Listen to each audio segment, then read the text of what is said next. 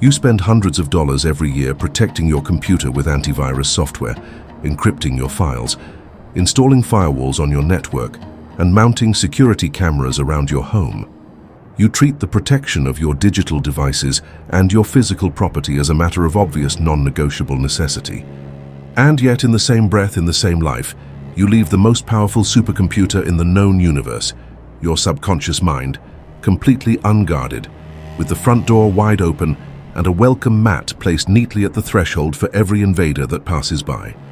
Ernest Holmes, one of the most precise and uncompromising architects of mental law who ever walked this earth, revealed something that most people are simply not prepared to hear. He taught that we are not isolated units of consciousness floating in a neutral void. We are at all times submerged within what he called the race suggestion, a vast collective mental atmosphere that has been saturated over centuries of human history with the accumulated fears, doubts, limitations, and poverty thinking of billions of minds. This is not poetry. This is not metaphor. This is the operating condition of every human mind that has not taken deliberate scientific steps to insulate itself. If you do not actively install a subconscious firewall, a precise, deliberate, and rigorously maintained mental perimeter, your mind will do what every unprotected system does. It will automatically download the collective virus. It will absorb the ambient terror of the economy, the quiet desperation of your co-workers, the low-grade panic that bleeds out of every news broadcast, and it will process all of that toxic data as instruction. It will accept it as a blueprint. And then, with mathematical precision and complete indifference to your suffering, it will begin building the reality those blueprints describe. The anxiety you feel right now, that low hum of dread that seems to have no specific origin, may not even be yours. You did not generate it from your own experience. You simply absorbed it because your system was unprotected and your perimeter was unmanned. The thought of lack that woke you at 3 in the morning may have originated in a conversation you half heard 3 days ago, a financial headline you scrolled past without reading. Your subconscious does not distinguish between your conscious intention and ambient environmental data. It records everything it is exposed to, everything. To stop the sabotage that is quietly dismantling your life from the inside, you must become the ruthless, uncompromising gatekeeper of your own mind. That transformation begins here, and it begins now. The pain that brings you to this threshold is not dramatic or sudden. It is slow and corrosive. It is the emotional exhaustion of waking up in a mood you cannot explain, of feeling genuinely drained after a conversation with a coworker who only talked about their problems, of watching the news for 20 minutes and then feeling a formless heaviness that follows you for the rest of the day. You have been trying to manage this experience by fighting its symptoms, taking breaks, practicing breathing techniques, perhaps journaling your frustrations, while the root cause of the infection goes completely unaddressed. You are applying ointment to a wound that you are reopening every single day. Here is the reverse bridge that Holmes forces you to cross when you encounter this truth. You are attempting to cure the infection while simultaneously leaving the wound open. You are trying to manage the consequences of an unguarded mind while continuing to expose that mind, without filter or defense, to the exact toxins that created the consequences. Every morning you walk back into the operating environment, the news, the office, the family dinner table, the social media feed, with no protocol, no perimeter, no deliberate system of rejection. You are surprised when you are depleted by sunset. You should not be surprised. The system is working precisely as an unprotected system works. The law is not being cruel. It is being perfectly consistent. Holmes promises, not as a hope, not as a comfort, but as a declaration rooted in the mechanics of universal law, that when you erect a genuine mental shield, a scientifically constructed firewall around your subconscious mind, you do not merely manage the negativity of the world more skillfully, you stop fighting it entirely. You stop needing to fight it because it simply cannot penetrate your perimeter. You walk through a crashing economy, a toxic workplace, a family system steeped in generational fear, completely untouched. Not because you are indifferent or numb, but because you are dwelling inside an invincible mental architecture of your own deliberate design. The chaos exists outside the perimeter. You live inside it. These are two separate realities, and you are fully authorized to choose which one governs your experience.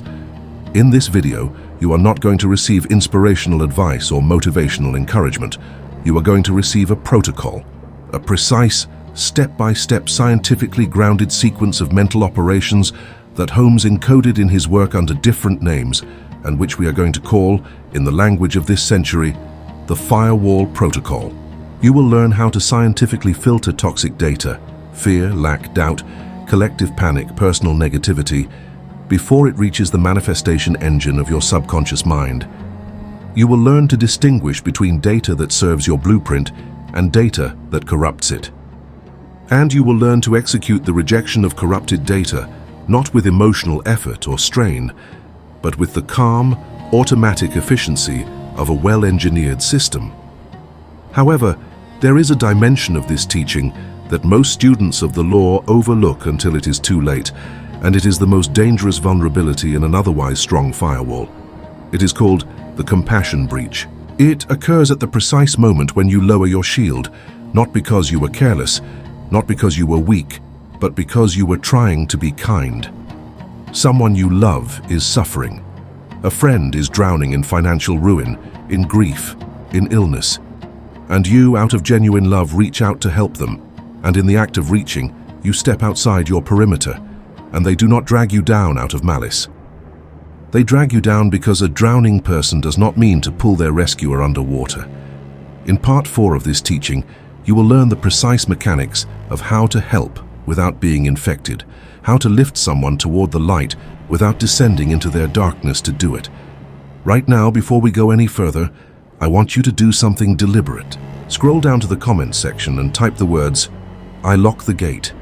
This is not a formality, and it is not a ritual of empty gesture. It is your first act as a conscious gatekeeper. It is the first moment in which you use your volitional, deliberate consciousness to make a declaration of mental sovereignty. The law responds to declaration. It responds to the imprint you place upon the universal substance. By writing those 4 words, you are beginning the imprinting process right now, before the first lesson has even been formally delivered. Lock the gate. The initiation has begun. The law of mental atmospheres is one of the most precise and least discussed principles in the entire corpus of Ernest Holmes's teaching. To understand it, you must first release the comfortable illusion that your mind is a sealed chamber, a private sanctuary that only processes what you consciously choose to think about. Holmes dismantled this illusion with the clarity of a surgeon. He taught that the universal mind, the infinite, all-pervasive, subjective intelligence that underlies all creation, is not selective. It does not evaluate the quality of the impressions it receives. It does not weigh the merit of a suggestion before accepting it. It is, by its very nature, completely receptive. It accepts whatever it is sufficiently exposed to and proceeds to build accordingly. This is the first and most critical implication of the law of mental atmospheres. Your subconscious mind, as an individualized expression of the universal subjective mind, inherits this same non-selective receptivity. It is not your ally in the sense of a conscious defender. It does not stand at the gate of your mental perimeter with a weapon, challenging every incoming thought to prove its right to enter. It is an extraordinarily powerful builder and an extraordinarily passive receiver. It takes the patterns it is given, and it constructs reality from them with mechanical, unwavering faithfulness. Consequently, the question of what you expose your subconscious to is not a minor philosophical curiosity. It is the single most consequential engineering decision you make every day of your life. Holmes described the human environment as a mental atmosphere, not in the vague, decorative sense of a mood, but in the precise sense of an actual field of suggestion that every person, place, object, and event continuously radiates. Every individual mind generates a mental atmosphere composed of its dominant beliefs, its habitual emotional states, its accepted patterns of thought. That atmosphere is not contained within the skull. It projects outward. It saturates the space around the person who generates it. When you enter a room, You do not encounter only the physical persons present. You encounter the composite mental atmosphere produced by every mind in that room. This is not mysticism.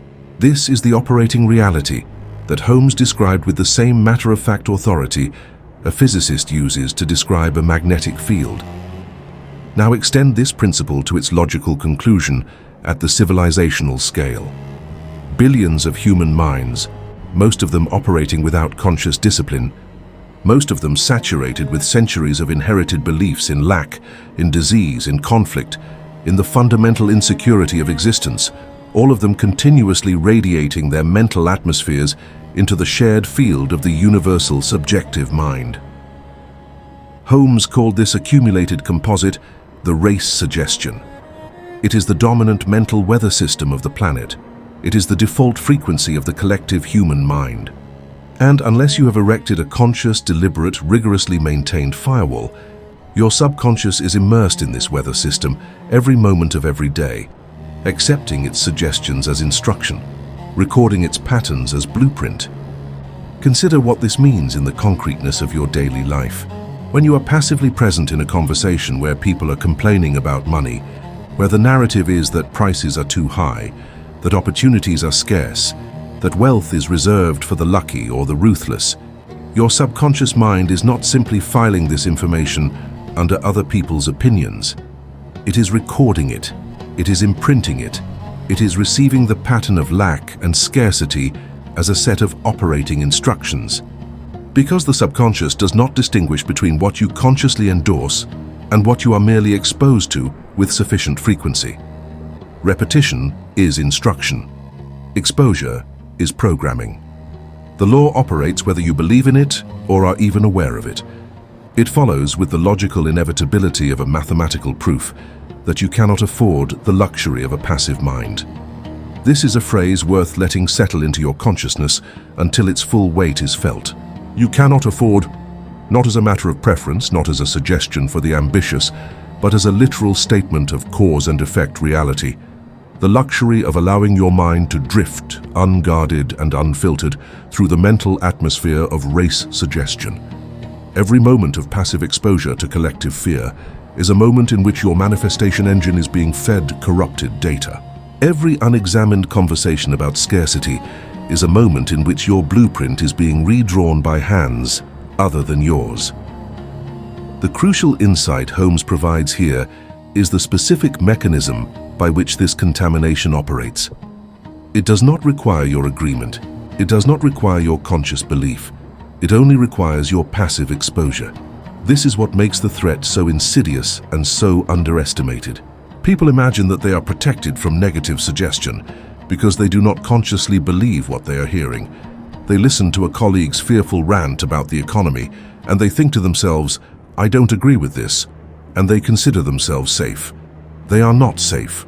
The subconscious does not register your conscious disagreement as a block. It registers the pattern of the suggestion itself, repeated and emotionally charged, as a signal to be recorded. Conscious skepticism is not a firewall. This is the precise moment where Holmes's concept of the mental atmosphere graduates from interesting philosophy to urgent operational intelligence. A firewall, in the technological sense, does not fight the hacker. It does not engage in a debate with the malicious code about whether or not the attack is justified. It does not process the intrusion and then decide afterward whether to accept or reject its effects. A firewall operates at the perimeter. It intercepts the signal before it reaches the system. It evaluates the data at the gate, and based on pre-established rules, it either grants or denies entry. The entire intelligence of the firewall is in the architecture of those pre-established rules and in the absolute authority of the gate itself. You must apply this same engineering logic to your mind. The only place where the toxin of race suggestion can be neutralized is at the perimeter of your conscious mind, before it descends into the subconscious. Once a suggestion has penetrated into the subconscious and been imprinted with sufficient repetition, it becomes part of your active blueprint. At that point, removing it requires not just rejection, but active reconstruction, a far more demanding operation than prevention. The firewall that operates at the gate is 1,000 times more efficient than the reconstruction effort required after the breach. Prevention is not merely better than cure in the spiritual engineering sense, it is the only truly reliable strategy. Therefore, the entire operational logic of Holmes's teaching on race suggestion converges on a single, non-negotiable conclusion. You must consciously, deliberately, and consistently reject the negative suggestions of the world, not manage them, not process them, not be philosophical about them. Reject them. This is not aggression, this is not arrogance, this is not a failure of empathy or compassion. It is the most responsible act of self-governance you can perform, because the quality of the blueprint you are continuously building in your subconscious determines the quality of every result, every relationship, every experience, every circumstance that manifests in your physical life. The blueprint is the first cause. Your life is the effect. Guard the blueprint with your life because it is, in the most precise sense, the architecture of your life. The analogy Holmes would draw here is that of a seed. If you plant a seed in fertile soil, it will grow. The soil does not negotiate with the seed, it does not evaluate the seed's intentions. It simply receives the pattern encoded in the seed and expresses that pattern fully without reservation, using every resource available to it. The universal subjective mind is the fertile soil. Your thoughts, your accepted beliefs, the mental patterns you are continuously exposed to, these are the seeds. A seed of fear, planted by race suggestion and watered by passive exposure, will grow just as faithfully as a seed of abundance planted by deliberate intention. The law makes no moral distinctions. It is the quality and nature of the imprint that determines the harvest, not the sincerity of your desire for a different outcome. The subconscious firewall is, at its core, your protocol for ensuring that only the seeds you have deliberately chosen are planted in this extraordinarily fertile and absolutely non-discriminating mental soil. It is not a system of suppression. It is not a system of forced positivity that pretends the negative suggestions do not exist. It is a system of conscious selection, a rigorous, principled, architecturally sound process of deciding which patterns receive the gift of your subconscious attention and which are denied entry at the perimeter of your conscious awareness. This distinction between suppression and selection is critical, and it is what separates the educated practitioner of this law from the naive optimist who is simply trying hard to think positive. Consequently, understanding the law of mental atmospheres does not merely change how you think about your thoughts. It fundamentally changes how you understand your relationship to your environment, to your social world, to your media consumption, to the conversations you choose to participate in, and the ones you choose to exit. Every one of these is not merely a lifestyle preference or a matter of personal taste. Each one is a decision about what data enters your manifestation engine. Each one either strengthens or compromises your firewall. Each one either refines your blueprint or introduces corrupting code into it. Holmes is asking you to raise your level of environmental seriousness to match the level of your ambitions. The seriousness with which you protect your mind must be proportional to the magnificence of what you intend to build with it. The final and perhaps most liberating implication of this principle is the dissolution of what we might call the victim narrative, the deeply held belief that your circumstances are happening to you, that the economy is acting upon you, that other people's negativity is something you must endure. Holmes obliterates this narrative at the root. Your circumstances are not happening to you. They are being generated from within you, by the blueprint currently active in your subconscious, which was shaped by the patterns you have allowed to be imprinted there, which were determined by the quality of your mental perimeter. The moment you accept this principle with full intellectual conviction, not as a comfortable idea, but as a rigorous operational fact, the entire axis of your life shifts. You are no longer the recipient of a world that acts upon you. You are the architect, and your first and most sacred duty is the protection and deliberate design of your own blueprint. To make the mechanics of this law utterly undeniable to the conscious mind, which requires logical proof before it can commit its full authority to a principle, Holmes would ask you to consider the analogy of the water filter.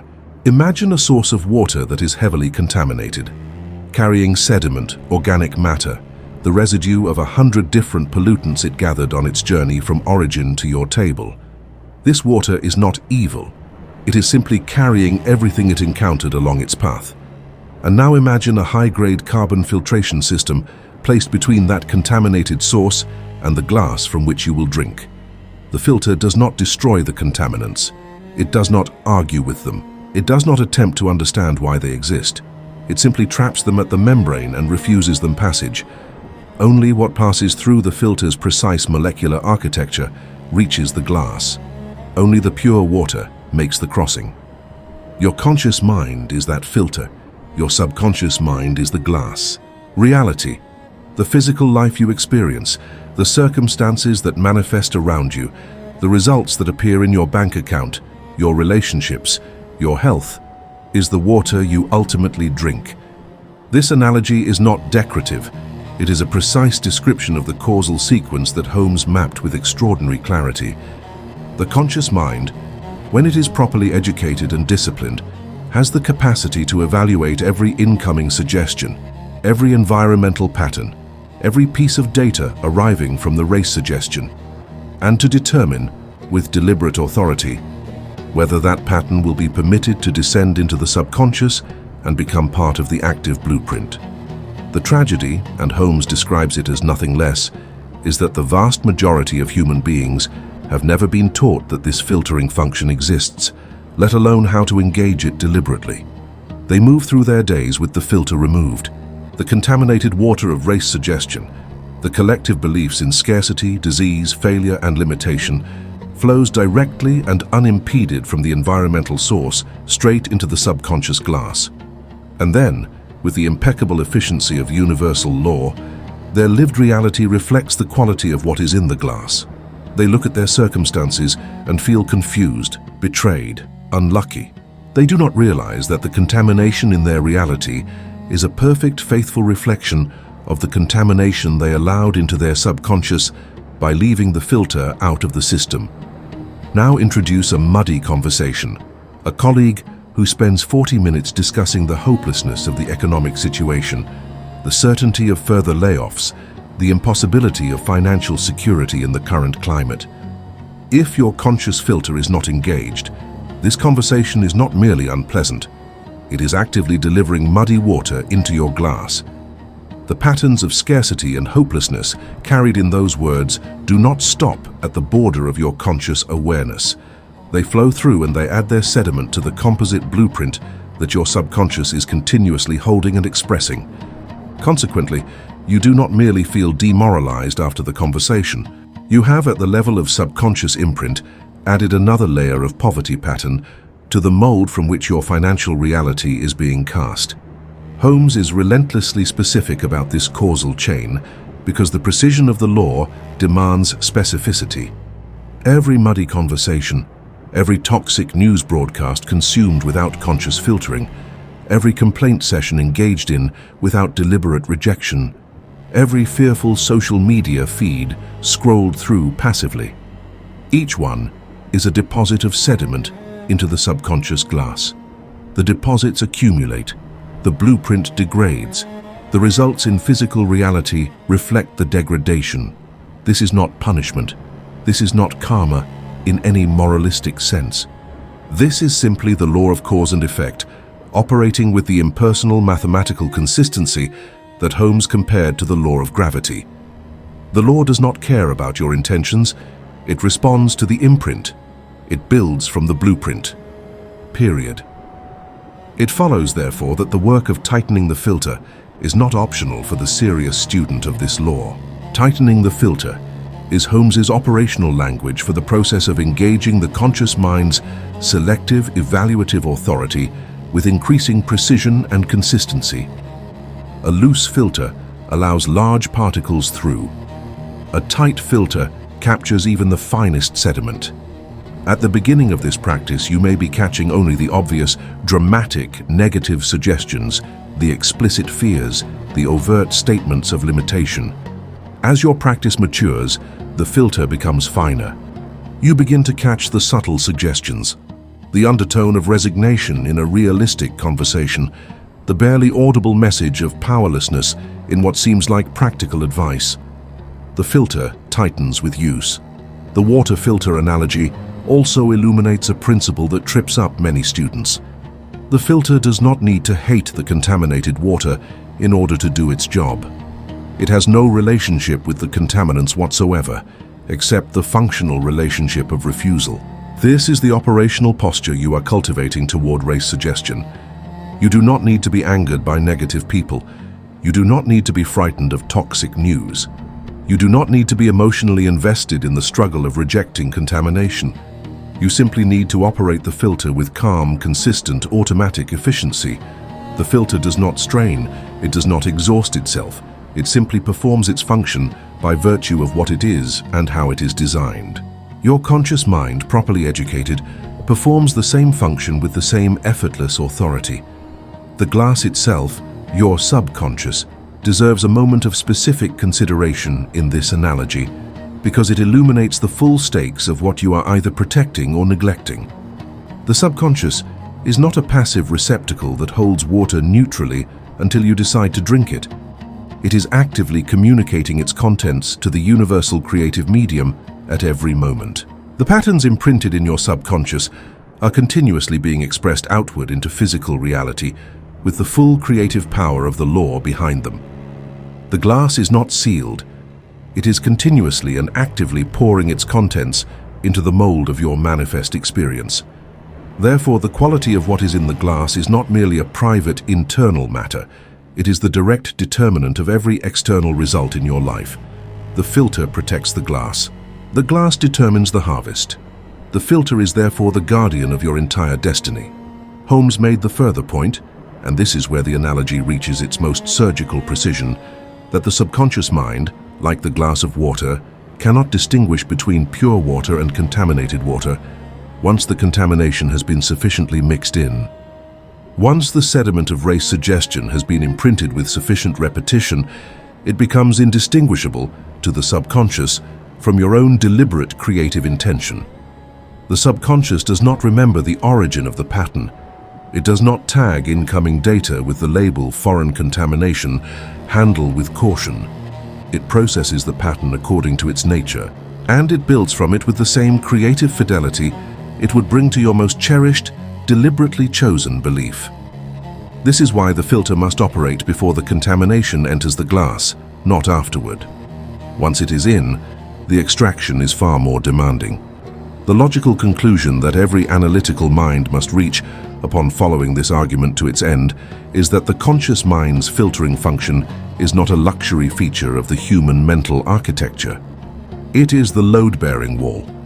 It is the structural element upon which the entire integrity of your subconscious blueprint depends. Remove it, leave the filter out of the system, as most of humanity does, and the blueprint is at the mercy of whatever mental weather the race suggestion happens to be broadcasting at any given moment. Engage it, install the filter, maintain it, refine it over time, and you take back sovereign authority over the single most powerful creative force available to you as a human being, the pattern you are continuously and faithfully building in the fertile, receptive, absolutely law-governed territory of your own subconscious mind. The water that passes through a high-grade filter is not merely cleaner than the source. Over time, as the filter operates consistently, as it catches more and more of the fine sediment and the subtle contaminants, the quality of the water in the glass progressively elevates above the quality of the source. It is no longer merely uncontaminated source water. It is water that has been refined beyond its natural state. This is Holmes's vision for the disciplined practitioner of the subconscious firewall. You do not merely aim to arrive at a neutral mental state, free of race suggestion. You aim to progressively elevate the quality of your subconscious blueprint above the baseline established by your genetics, your upbringing, your environment. You aim to build a mental architecture of such clarity and deliberate design that the results it produces in your physical life bear almost no resemblance to the results produced by the unfiltered, race suggestion-saturated minds around you. The tighter the filter, the purer the water. The purer the water, the greater the life. Consider the real-world implications of this analytical framework in your immediate daily environment. Every information source you consume, every relationship you invest time in, every social environment you voluntarily inhabit. Each one is a source pipe connected to your filter. Some of those sources are relatively clean. They carry data that is aligned with the patterns of abundance, possibility, expansion, and excellence that you are deliberately trying to imprint. Others are heavily contaminated. They carry the concentrated race suggestion of a world saturated in fear, lack, competition, and powerlessness. Holmes does not ask you to be naive about this distinction or to pretend that all sources are equally clean. He asks you to see with clarity, to evaluate with precision, and to operate your filter with the disciplined, unapologetic authority of someone who understands exactly what is at stake in this engineering decision. Therefore, the law of mental atmospheres, understood through the filter analogy, is ultimately a law of environmental responsibility at the deepest possible level. You are responsible, not morally, not karmically, but causally, mechanically, in the same way an engineer is responsible for the structural integrity of a bridge, for the quality of the data that enters your subconscious mind. You chose your information diet. You chose your social architecture. You chose which conversations to engage in and which to exit. You chose the mental atmosphere you inhabit for the majority of your waking hours. And those choices, accumulated over days, months, and years, have produced every characteristic of your current subconscious blueprint. The results you are living with today are the downstream consequence of the filter settings you have been running. The results you will live with tomorrow are being determined by the filter settings you are running right now. Tighten the filter. Protect the glass. Design the water of your life with the deliberate precision of an engineer who understands the law perfectly and intends to use it fully. The water filter is ultimately a metaphor for sovereignty, the absolute, inviolable sovereignty of the conscious, deliberate self over the vast, faithful, creative power of the subconscious mind. Holmes spent his entire career teaching this sovereignty. He taught it not as an aspiration, but as a right, as the birthright of every human being by virtue of the fact that they possess a conscious mind capable of evaluation, selection, and deliberate imprint. Most people never claim this right. Most people allow the race suggestion to run their mental architecture by default, never realizing that an alternative exists, never understanding that the filter is not only available to them, but is, in fact, the most advanced feature of the extraordinary instrument they were born with. You are not most people. You are here. You are beginning to understand. And the moment the filter goes in, the moment you engage your conscious mind as the deliberate, sovereign guardian of your subconscious blueprint, everything changes. Not eventually, not gradually, immediately. Because the law responds to the imprint with mathematical certainty. And the moment the imprint changes, the law begins building something new. The first requirement of the Firewall Protocol is not a technique. It is a state of being, a fundamental orientation toward your own consciousness and its relationship to the external world that must be established and inhabited before any specific method can function with full effectiveness. Holmes was extraordinarily clear on this point. The law cannot be used effectively from a posture of passivity. The law responds to the thinker who has assumed authority over their own mental domain. Therefore, before you learn the specific steps of the protocol, you must fully inhabit the identity from which those steps are executed. You must become in your self-concept, in your psychological posture, in your habitual orientation toward incoming thought, the bouncer. The image of the bouncer, the security professional stationed at the entrance of an exclusive establishment, is not a casual or accidental metaphor. It is a precise description of a specific psychological stance that Holmes's teaching demands of the conscious practitioner. The bouncer does not stand at the door with uncertainty, evaluating each prospective entrant with a hope that things will work out well. The bouncer stands at the door with settled, unchallenged authority. Their default posture is refusal. Their default answer to anything that has not met the established criteria is no entry, delivered without apology, without lengthy explanation, without emotional conflict, and without the slightest possibility of negotiation. The club they are guarding is not a public space. It is a private sanctuary. Access is a privilege, not a right. and the bouncer is the sole and sovereign arbiter of who is admitted. Apply this image with full rigor to the architecture of your mind. The club is your subconscious mind, the manifestation engine, the fertile soil, the blueprint holder of your entire destiny. The entrance is the threshold of your conscious awareness, the precise point at which incoming data from the environment first makes contact with your mental system. The bouncer is the trained, alert, deliberate function of your conscious mind, standing at that threshold with complete authority and a clearly defined set of admission criteria. Your default answer to thoughts arriving from the race suggestion, thoughts of lack, fear, limitation, collective panic, or any pattern incompatible with your designed blueprint, is no entry.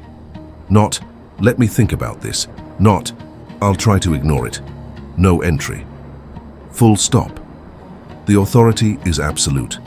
To inhabit the bouncer identity requires a specific preliminary act of self-declaration that Holmes described in various forms throughout his teaching.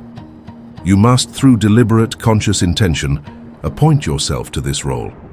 You must, in the privacy of your own consciousness, make the declaration, clearly, specifically, without equivocation, that you are the sovereign authority over your mental domain, that nothing enters the subconscious without your consent, that you are not a passive receiver of whatever the environment chooses to transmit, that you are the gatekeeper, and the gate is yours to open or close by your own deliberate command.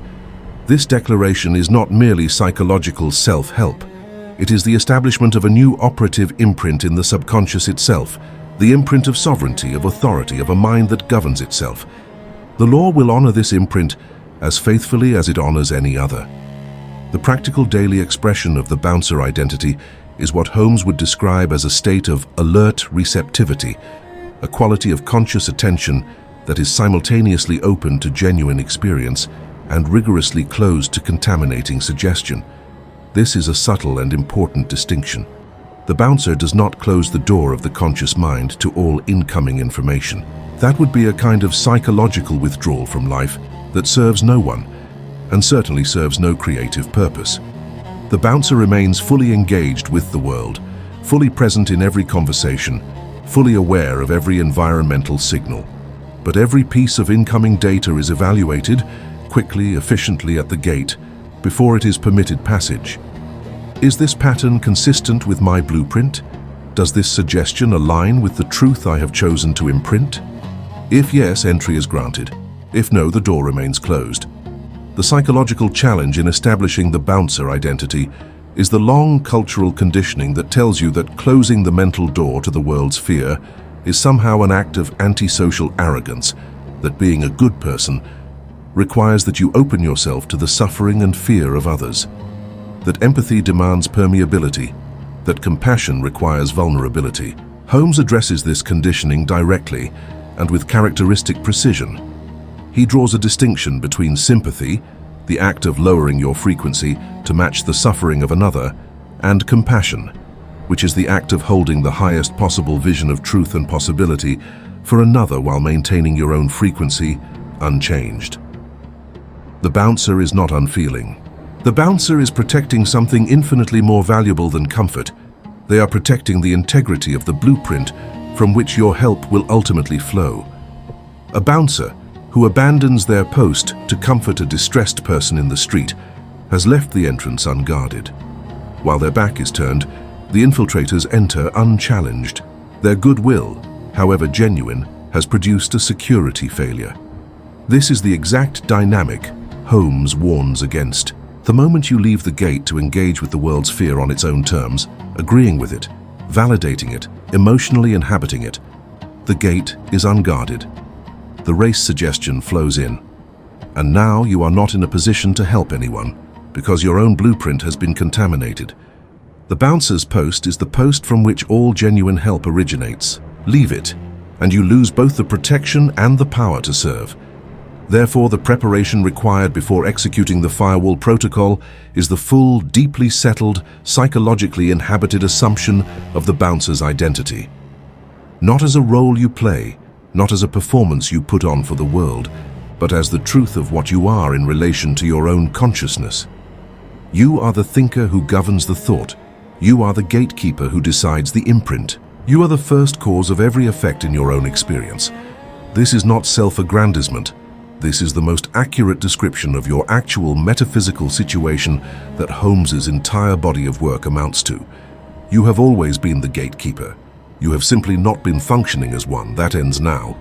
The gate is yours. You stand at it. And your default answer, written into your identity, established in your self-concept, imprinted in the very subconscious you are now committed to protecting, is no entry. As you inhabit this identity, you begin to notice something extraordinary happening to your relationship with the world's mental atmosphere. When a colleague begins a familiar complaint about scarcity, something in you registers it differently than it once did. It is no longer an unpleasant social situation you must endure. It is simply an incoming data signal that does not meet your admission criteria. You recognize it for what it is: race suggestion, seeking entry, carrying the collective imprint of limitation, and you perform the gate check with the same calm, efficient, unsentimental authority that a professional bouncer brings to a routine encounter with someone who is not on the list. The data is recognized, evaluated, and denied entry. The entire process takes a fraction of a second, and you feel something that Holmes described as mental poise, an almost physical sense of stability and sovereignty that is the direct experiential consequence of a gate that is being properly kept.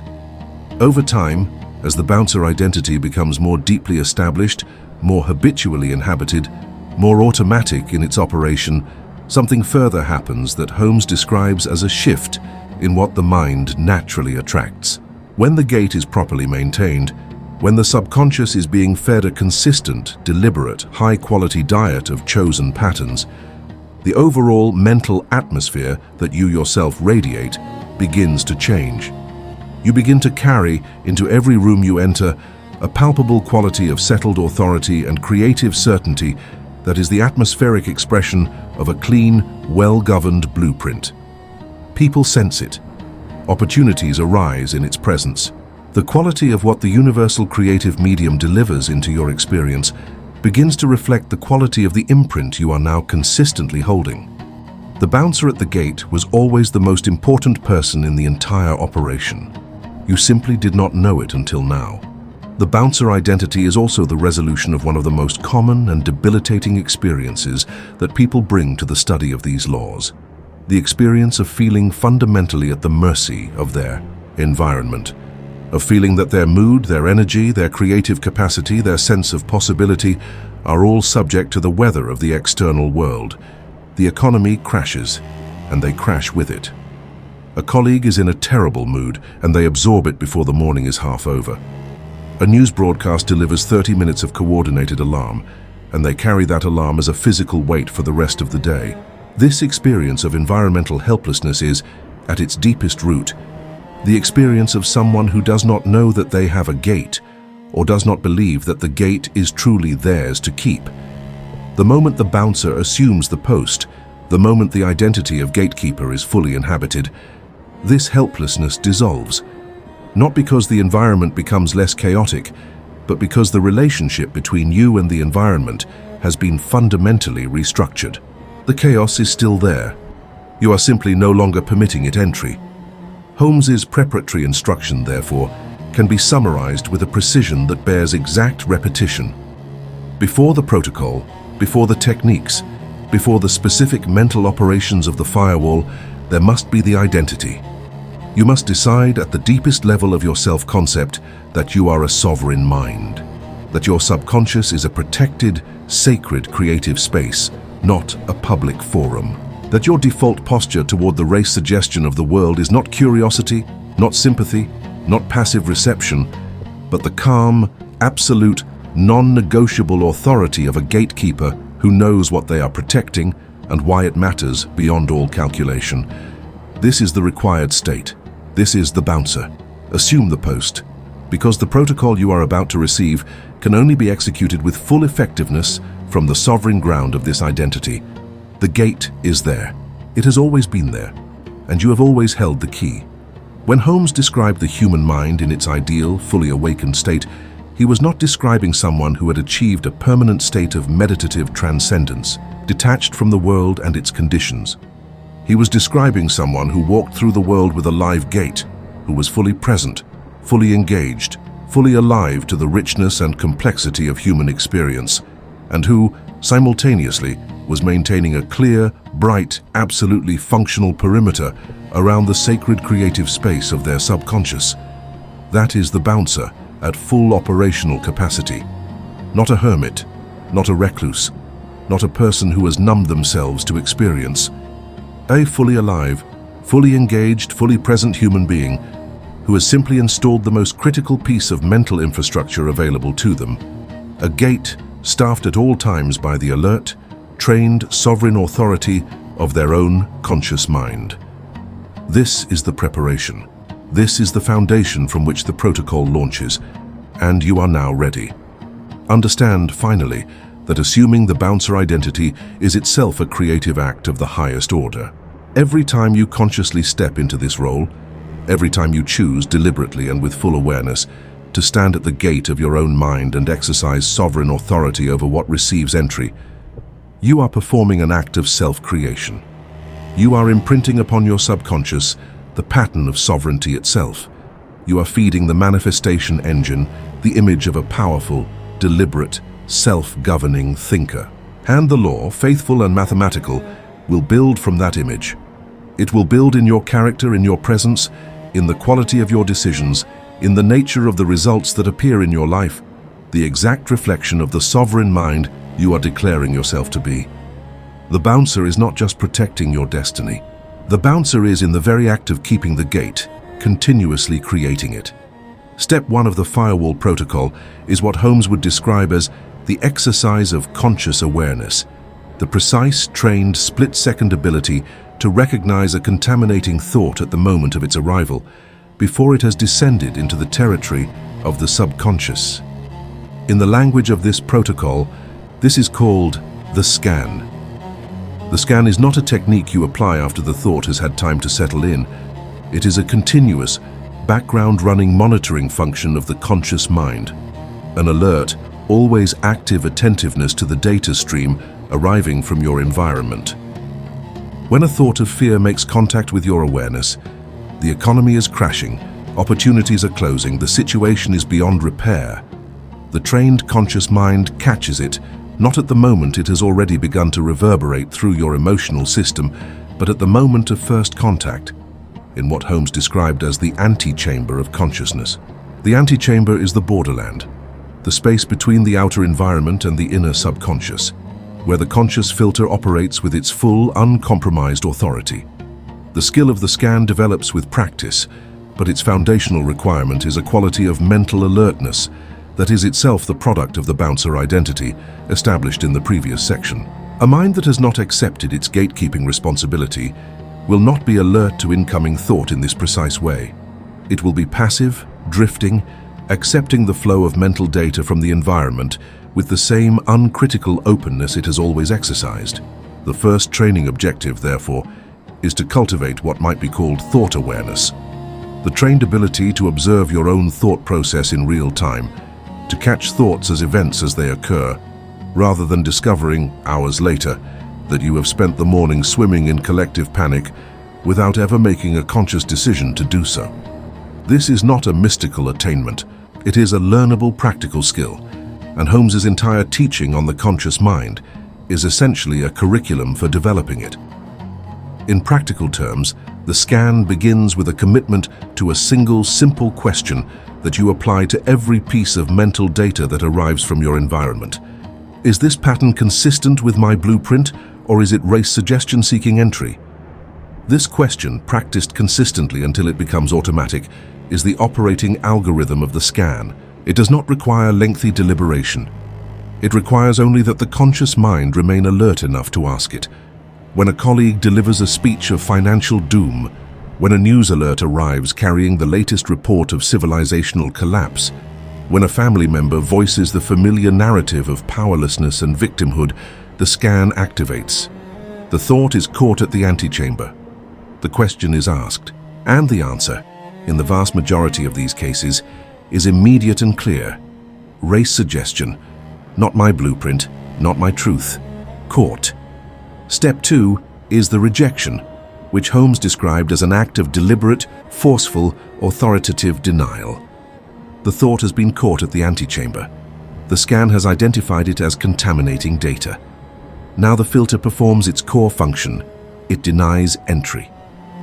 Holmes was remarkably specific about the quality of force required in this act. He did not describe it as a gentle preference, a mild wish that the thought would go away, or a passive attempt to not think about it. He described it as a deliberate, conscious command, the mental equivalent of a security professional placing their hand squarely on an intruder's chest and saying, clearly and without ambiguity, "No, you do not come in."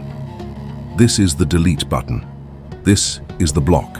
And it is executed with the full force and certainty of a mind that knows its own authority. Holmes provided specific language for this act of rejection, rooted in his concept of divine protection, the principle that the individual conscious mind, properly aligned with the universal law, carries an authority over the suggestions of the world that is not personal willpower, but the operational expression of the law itself. Using his framework, the internal declaration of rejection might take the form, "I reject this thought. It is not my truth. It is not my pattern. It carries no creative authority through me. It is denied entry now." This declaration is not spoken in desperation or fear. It is delivered with the calm, settled certainty of a thinker who understands exactly what they are doing and why it is effective. The subconscious registers the authority of this rejection. The contaminating pattern finds no receptive medium. It does not descend. The perimeter holds. It is essential to understand why this act of rejection must be active and declarative rather than passive and avoidant. The conscious mind, left without a specific command, tends toward the path of least resistance, which, in an unguarded mind, is passive acceptance of whatever is most energetically charged in the environment. Fear is highly energetically charged. Collective panic is energetically aggressive. A passive not thinking about it is not a reliable defense against a high-intensity, emotionally charged suggestion from the race atmosphere. The conscious mind needs a clear, decisive, specifically directed command to execute a true rejection. The command cuts through the ambient energy of the suggestion with the surgical precision of a deliberate act of will. The suggestion may be powerful. The thinker who has fully inhabited their authority is more powerful. The law guarantees it. Step 3 is the critical completion of the cycle, and it is the step that most people, even those who have some practice in mental discipline, most frequently omit to their significant detriment. This is the override, the installation of clean code. Holmes taught, with an absoluteness that bears exact repetition, that a void cannot remain empty in the mental system. The subconscious, like the universal creative medium itself, is always active, always building, always expressing the most dominant pattern available to it. When you execute a rejection, when you forcefully delete the contaminating thought, you create momentarily an empty space in your mental architecture. If you do not instantly fill that space with a deliberate, chosen affirmative pattern, the original contaminating suggestion, or another suggestion of comparable nature from the race atmosphere, will simply flow back in to fill the vacuum. The override is therefore executed immediately upon the rejection, without pause, without a gap in the mental sequence. The rejected thought of scarcity is followed, in the same breath, by the installation of its absolute opposite, not as a wish, not as a hope, not as a positive affirmation in the popular, somewhat watered-down sense of the word, but as a declared truth rooted in the absolute law of the universal mind. I am governed by the law of abundance. My supply is established in the divine mind, which knows no lack and recognizes no limitation. My economic reality is anchored in the infinite substance of the first cause, untouched by the temporary fluctuations of any human system. This is not wishful thinking. This is the installation of a new blueprint pattern using the exact language of the law, declarative, present tense, grounded in principle. The sequence of scan rejection override operates with a speed and efficiency that increases dramatically with practice. In the beginning, each step may require conscious, deliberate effort. You are essentially learning a new mental language, training new cognitive pathways, overriding decades of passive reception with a new and rigorous protocol of sovereign selection. At this stage, the process may feel effortful, even slightly artificial. This is the expected experience of early training, and it is no cause for discouragement. Holmes was explicit. The law responds to the imprint, not to the ease or difficulty with which the imprint is established. A blueprint held with effort and discipline is as operative as a blueprint held with ease and automation. The effort, consistently applied, produces the trained conscious mind. The trained conscious mind produces the automation. The automation produces the life. With consistent practice over days and weeks, the three-step sequence begins to compress. The gap between the recognition of a contaminating thought and its rejection shortens toward zero. The override becomes reflexive, almost simultaneous with the rejection, so that the contaminating pattern is replaced before it has had any measurable opportunity to descend toward the subconscious. At this stage of development, you are operating, as Holmes described, the fully trained conscious mind, as a precision filter that processes incoming data with such speed and authority that the overall quality of the subconscious blueprint is maintained at a continuously elevated standard. The filter is not just installed, it is running at full capacity, automatically, as a fundamental feature of how you engage with the world. The viral metaphor that opens this video is worth revisiting here, because it illuminates the override with particular clarity. When a sophisticated antivirus system detects and quarantines a piece of malware, it does not simply delete the threat and leave the memory sector blank.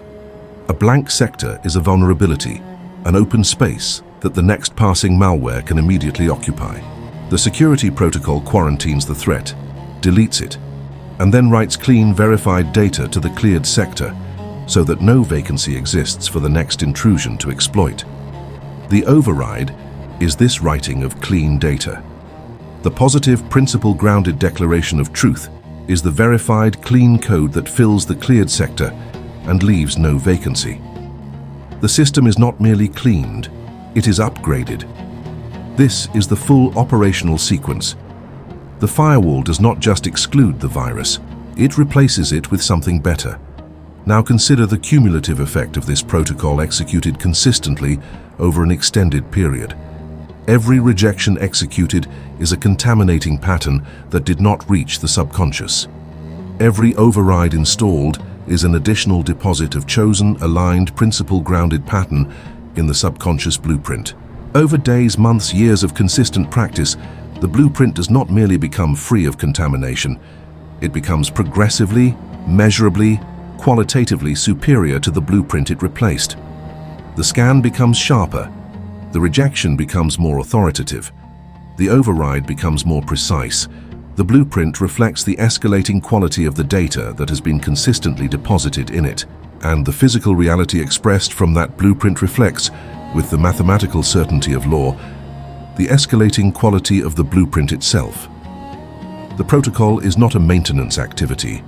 It is a progressive engineering operation, building a more powerful, more precise, more deliberately designed subconscious architecture with every cycle of its execution. The post technique, the final behavioral expression of the Firewall Protocol in daily life, is what Holmes would describe as walking with an attitude of immunity. This is the lived, embodied, moment-to-moment expression of a mind that has executed the protocol consistently enough that the bouncer identity is no longer a role it assumes. It is simply who it is. When you walk with immunity, you move through the social world, its complaints, its fears, its collective narratives of limitation, with a quality of interior stillness that is unmistakable to anyone paying attention. You are not aloof, you are not dismissive, you are not performing invulnerability. You are simply genuinely operating from a ground of such settled subconscious certainty that the race suggestion bounces off your perimeter without even registering as a threat. When someone voices a complaint in your presence about money, about health, about the unfairness of the world, and you hear it from behind your firewall, the mental operation is instant and silent. That is their reality. It belongs to their blueprint, not mine. It is their truth as they have chosen to imprint it, and it is real for them with the same mathematical certainty with which my truth is real for me, but it cannot touch mine. It cannot cross my perimeter. It has no creative authority in my system. This is not a thought spoken with contempt or superiority. It is spoken with genuine respect for the law. The same law that governs their experience also governs yours. The difference is governance. They are governed by default. You are governed by deliberate design. Neither is magical. Both are mechanical. The law makes no exceptions. Walking with immunity also changes your physical presence in ways that Holmes described with the language of mental atmosphere, the same language we encountered in the foundational principles. As your subconscious blueprint is progressively upgraded through consistent protocol execution, the mental atmosphere you radiate changes. It carries with increasing palpability the frequency of a settled, sovereign, creatively certain mind. Other people respond to this atmospheric shift in ways that can seem almost uncanny. They are drawn to your presence, they feel steadier in your company, they make different choices in your vicinity. This is not a mystical mystery. It is the law of mental atmospheres operating in the direction of your now clean, now deliberate, now powerfully imprinted subconscious. You are generating a mental field. The field influences the environment. The protocol is the generator. The post technique of immunity, therefore, is not a separate practice that you add to the protocol as a finishing touch. It is the natural, inevitable expression of a protocol that is being consistently executed. You do not decide to walk with immunity in the way you might decide to adopt a new affirmation.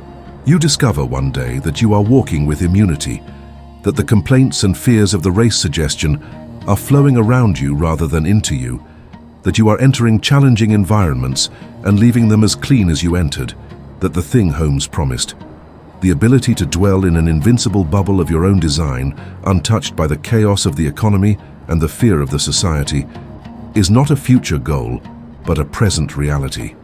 The protocol built it. The law honored it. And you, the thinker who chose to govern the thought, made it possible. The full three-step protocol, scan, rejection, override, together with the preparatory state of the bouncer and the post-operational attitude of immunity, constitutes the complete firewall architecture that Holmes encoded in his teaching. It is simple in its design, it is demanding in its consistent execution, and it is absolute in its results, because the law to which it is addressed does not have conditional days and unconditional days. It does not reward inconsistency and penalize discipline. It responds to the imprint with the same unwavering faithfulness on the 1000th day of practice as it does on the first.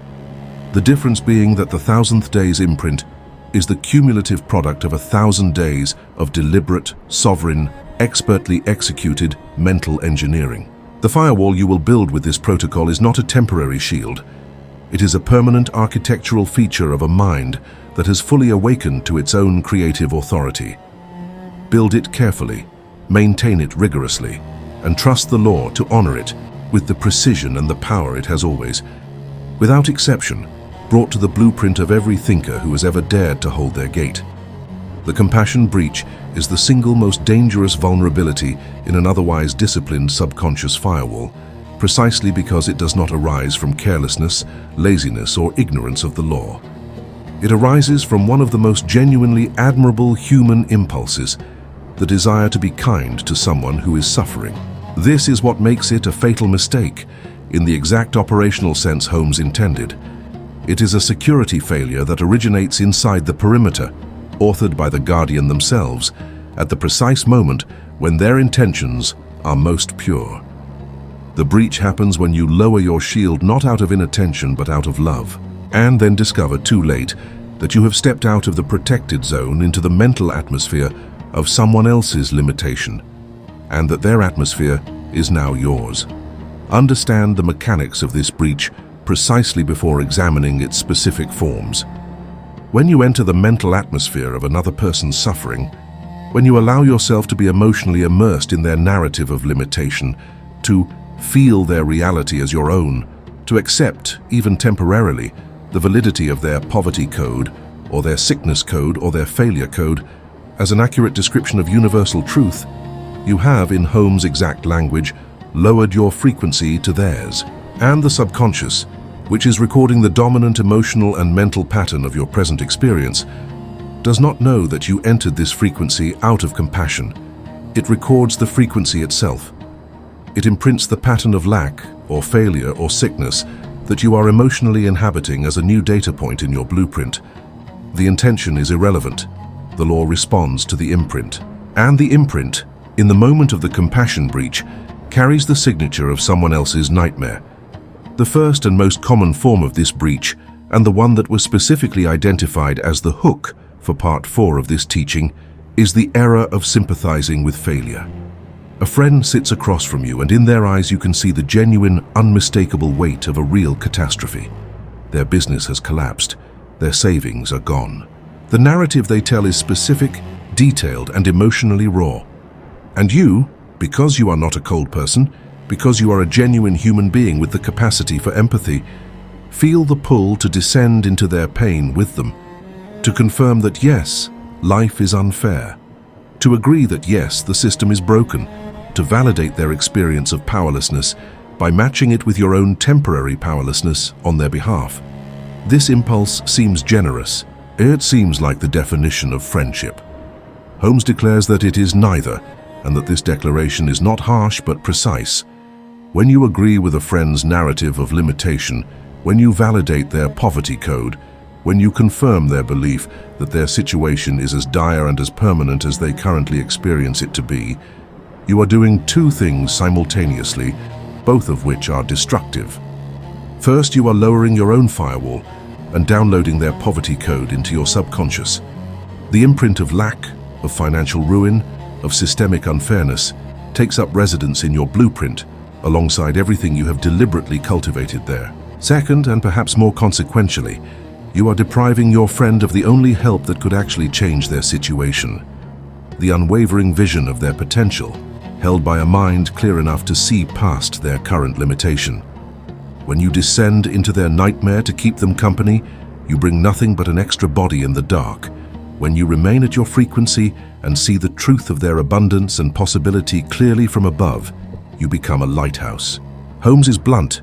Pity destroys, power uplifts. The alternative that Holmes prescribes is not emotional coldness or indifference. It is what might be called compassion at altitude, the ability to feel genuine care and genuine concern for another person while simultaneously refusing to accept their current narrative of limitation as the truth of their permanent reality. You listen. You are fully present. You acknowledge their pain without endorsing their powerlessness. And in the subconscious chamber of your own consciousness, while your face and your voice express warmth and genuine care, your blueprint holds firmly the vision of their wholeness, their abundance, their inherent creative authority under the same law that governs every mind. You are not agreeing with their limitation. You are treating them with the highest possible respect. The respect of knowing that they are not their circumstances, that the law can reverse any condition, and that the most powerful thing you can do for them is to hold that truth clearly and steadily while they are temporarily unable to hold it for themselves. This is power. This is what Holmes meant by seeing the truth for someone. The second major form of the compassion breach, mistake number 2, is the error of arguing with a negative person in an attempt to convince them that they are wrong. This error is driven by a slightly different impulse than the compassion breach of sympathizing with failure. It is driven by a mixture of genuine concern for the other person, and if we are honest, a degree of unconscious discomfort with the presence of their negativity in your environment. You feel the race suggestion they are broadcasting. You feel it pressing against your perimeter, and instead of executing the protocol and maintaining your boundary, you attempt to neutralize the external source of the suggestion by arguing it out of existence. You engage, you debate, you marshal your reasons and your evidence. You try to bring the negative person across to a different position through the force of logical argument. Holmes's verdict on this strategy is delivered with the quiet certainty of someone who has traced its consequences all the way to their logical end. Engaging in argument lowers your frequency to theirs. When you enter the debate, you leave the altitude from which your firewall operates. You descend into the mental atmosphere of the person whose suggestion you are trying to neutralize, and you begin breathing their air. The debate itself, regardless of its content, regardless of whether your logic is superior, is conducted on the ground of the race suggestion. You are meeting fear on its own terrain, attempting to defeat it with the tools of that terrain. This is the logic of the mud wrestling match. You cannot emerge clean. The moment you enter the mud, the moment you engage the argument, the mud is on you. It does not matter who is winning the match. Participation is the contamination. The correct response to a person broadcasting negativity is not argument. It is not education. It is not compassionate challenge. It is, in the language of the Firewall Protocol, the block. You execute the scan. You recognize the incoming pattern as race suggestion. You execute the rejection. You deny it entry to your subconscious. You execute the override. You replace the rejected pattern with a statement of truth rooted in principle. And then, in your external behavior, you do what a properly maintained firewall does to a blocked signal. You simply do not respond to it. You do not engage. The signal finds no receptor. It cannot create the feedback loop that argument would generate. It dissipates. The firewall holds. You remain at altitude. The negative person's broadcast loses its power the moment it finds no resonant medium in you, because power requires a circuit, and you have broken the circuit at the perimeter. This behavioral non-engagement may feel, to the unconditioned mind, like a form of social failure, like you are being dismissive or cowardly or unhelpful. Holmes would challenge each of these characterizations with equal precision. You are not being dismissive, because your internal vision of the person's highest possibility is held clearly and warmly behind the firewall. You are not being cowardly, because maintaining your frequency in the presence of strong negative broadcasting is an act of extraordinary mental discipline, not avoidance. And you are not being unhelpful, because the help a clean, clear, high-frequency mind offers to the world is not the help of descending into every available crisis to provide company. It is the help of remaining at altitude and continuing to broadcast. From a clean and powerful blueprint, the pattern of possibility that every drowning mind in your vicinity can choose, if they choose, to resonate with. The common thread in both forms of the compassion breach is the false equation between vulnerability and care.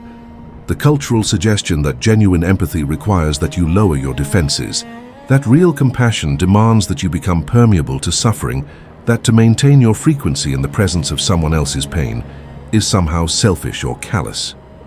Holmes dismantles this equation with the systematic precision that characterizes all of his best teaching. A doctor who maintains their own health and clarity in the presence of patients with infectious disease is not being callous. They are preserving the very capacity that makes them able to help. A lifeguard who enters the water with proper training, equipment, and a disciplined technique is not being cold toward the drowning swimmer. They are preserving the capacity to actually execute the rescue. The moment the doctor becomes infected or the lifeguard drowns, all potential for help is eliminated. The firewall is not the enemy of compassion. The firewall is the prerequisite of effective compassion. Therefore, Holmes's instruction on the compassion breach is, at its heart, an instruction in genuine service, in the kind of help that actually produces a change in someone else's conditions rather than the kind of help that produces shared misery. The distinction is not subtle once you have seen it clearly. Agreeing with someone's poverty narrative adds one more vote of creative authority to the subconscious blueprint of poverty. It does not relieve their poverty, it ratifies it. Arguing with someone's negativity does not elevate their frequency. It consumes yours in a transaction that produces no upgrade for anyone. Maintaining your frequency, holding the clear vision of truth for them, and refusing to add your creative authority to the blueprint of their limitation.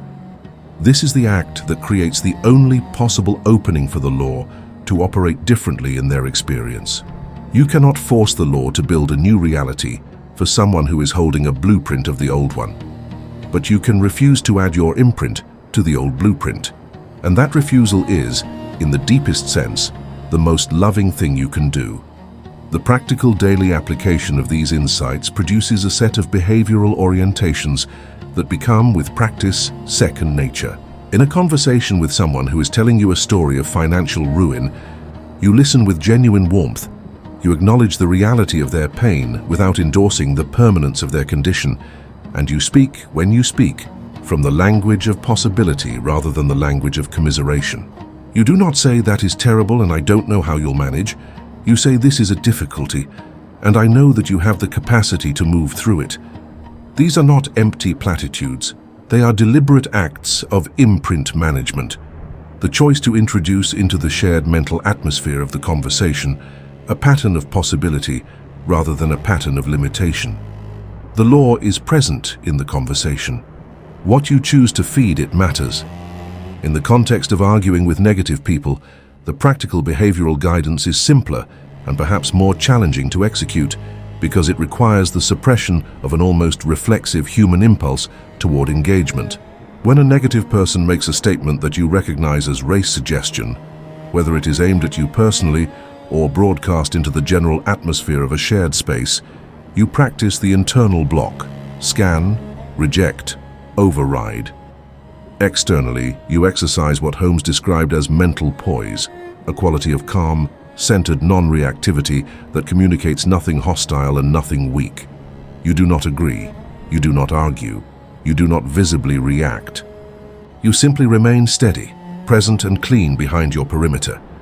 This is the advanced expression of the firewall in social action. It requires the bouncer identity to be fully inhabited. It requires the protocol to be executed with speed and precision. And it produces, over time, a quality of social authority that is a direct expression of the clean blueprint from which you are operating. The ultimate protection against the compassion breach, at the deepest level of understanding, is the full intellectual and experiential conviction that the highest service you can render to any other human being is to remain clean, to remain sovereign, to refuse to add your creative imprint to any blueprint of limitation, regardless of how loudly that blueprint is being broadcast in your environment, regardless of how persuasively the social pressure to agree presents itself, regardless of how much the emotional intelligence you have cultivated throughout your life tells you that solidarity requires proximity to pain. The solidarity Holmes demands is not proximity to pain. It is proximity to truth. Stay close to the truth of every person's inherent creative authority, of every person's fundamental access to the law of abundance, of every person's divine capacity to rebuild their blueprint at any moment they choose. Hold that truth clearly, steadily, and with the full creative authority of your clean subconscious. This is the service. This is the compassion that does not breach the firewall, and this is what Part 4 ultimately teaches. Ernest Holmes wrote with a directness that leaves no room for comfortable ambiguity, and nowhere in his body of work is this directness more surgically applied than in his specific teaching on the protection of the individual mind from the collective mental field. He declared, "We must learn to build a mental wall around ourselves, which cannot be entered unless we choose." Let the full operational weight of every word in that declaration be felt. Not a suggestion, not a recommendation, not an aspiration for the spiritually advanced. A necessity framed with the language of learning, of deliberate cultivation, of a skill that must be developed. And the wall he describes is not a permeable, courteous boundary that requests the world's respect before allowing itself to be honored. It is a wall that cannot be entered. The authority is structural, not volitional. The wall, once properly built, does not require your constant active defense because it has been constructed to be impenetrable by design. This declaration from Holmes is, in a single sentence, the entire philosophical and engineering thesis of everything you have been receiving in this teaching. Every principle, every protocol, every analogy and technique and identity shift discussed in the previous sections is ultimately in service of the construction of this wall. The bouncer identity is the decision to build the wall. The scan rejection override protocol is the daily engineering labor that builds it, course by course, brick by brick, with each execution. The post technique of immunity is the experience of living inside a wall that has been fully constructed. And the compassion breach instruction is the engineering alert about the single design flaw that can compromise the wall from within. Holmes's declaration is the blueprint. The rest is construction. He continued his instruction on this principle with a statement that carries the full weight of his understanding of race suggestion. we must protect ourselves from the negative suggestions of the race. The word protect is not passive. It implies active, deliberate, ongoing effort, the kind of effort that a sophisticated security architecture requires, not as a one-time installation, but as a continuous maintenance commitment. The world does not stop broadcasting race suggestion simply because you have begun building your wall. The collective mental atmosphere continues to exert its pressure on the perimeter of every individual mind. The wall is effective only insofar as it is actively maintained. The protocol is the maintenance schedule. Daily execution is the structural inspection. Consistent practice is the waterproofing that prevents slow seepage. Holmes also understood, with a precision that goes beyond most metaphysical writers, that the individual who fails to protect their mind from race suggestion is not merely failing themselves. They are, however, unintentionally adding their creative authority to the collective blueprint of limitation. Every mind that accepts the suggestions of fear, lack, and powerlessness from the race atmosphere does not merely experience those conditions in its own life. It also returns them, amplified and ratified by one more vote of creative authority, to the collective field. It becomes one more transmitter of the frequency it absorbed. The contamination propagates. Holmes's vision of individual mental protection was therefore never merely a personal self-improvement strategy. It was a civilizational intervention. The understanding that every individual mind that rises above the race suggestion and builds a clean, sovereign, deliberately designed blueprint is withdrawing one more creative vote from the collective architecture of limitation and investing it, instead, in the collective architecture of possibility. The specific practice that Holmes recommends for the daily maintenance of this wall is grounded in what he called the daily consciousness of protection, a deliberate morning practice of establishing the parameters of your perimeter before you enter the race atmosphere of the day. Before the news, before the first conversation, before the first scroll through a social feed, you establish in the subconscious the clear pattern of your sovereign protection. You declare, internally and with the full authority of the thinker, the specific truths that constitute your blueprint for the day, the truth of your abundance, the truth of your creative authority, the truth of your immunity to the collective fear. This morning declaration is not a superstitious ritual. It is a pre-programming operation, the establishment at the beginning of each day's exposure to the race atmosphere of the dominant pattern that your subconscious will carry through that exposure. It is the filter check before you turn on the tap. Holmes was equally clear that this practice of protection was not a form of spiritual arrogance or social withdrawal. He did not describe the person of clean mind as someone who holds themselves above others or who refuses engagement with the human community. He described them as someone who engages more fully and more effectively with the human community precisely because they are not depleted, contaminated, or overwhelmed by its ambient fear. The clean mind is the most useful mind in any room. The sovereign thinker is the most constructive presence in any crisis, because they carry into every shared environment the one thing that race suggestion cannot generate by itself: a clear, vivid, powerfully imprinted pattern of possibility, a mental atmosphere of their own that is strong enough, clean enough, and deliberately designed enough to introduce a counter-frequency into the collective field. The wall Holmes describes is, ultimately, a wall built of truth. Not the small, conditioned, fearful truths of the race suggestion, but the absolute, law-grounded, mathematically certain truths of the universal mind. That abundance is the fundamental nature of the source. That supply is infinite and available to every mind that holds a clear blueprint of receiving.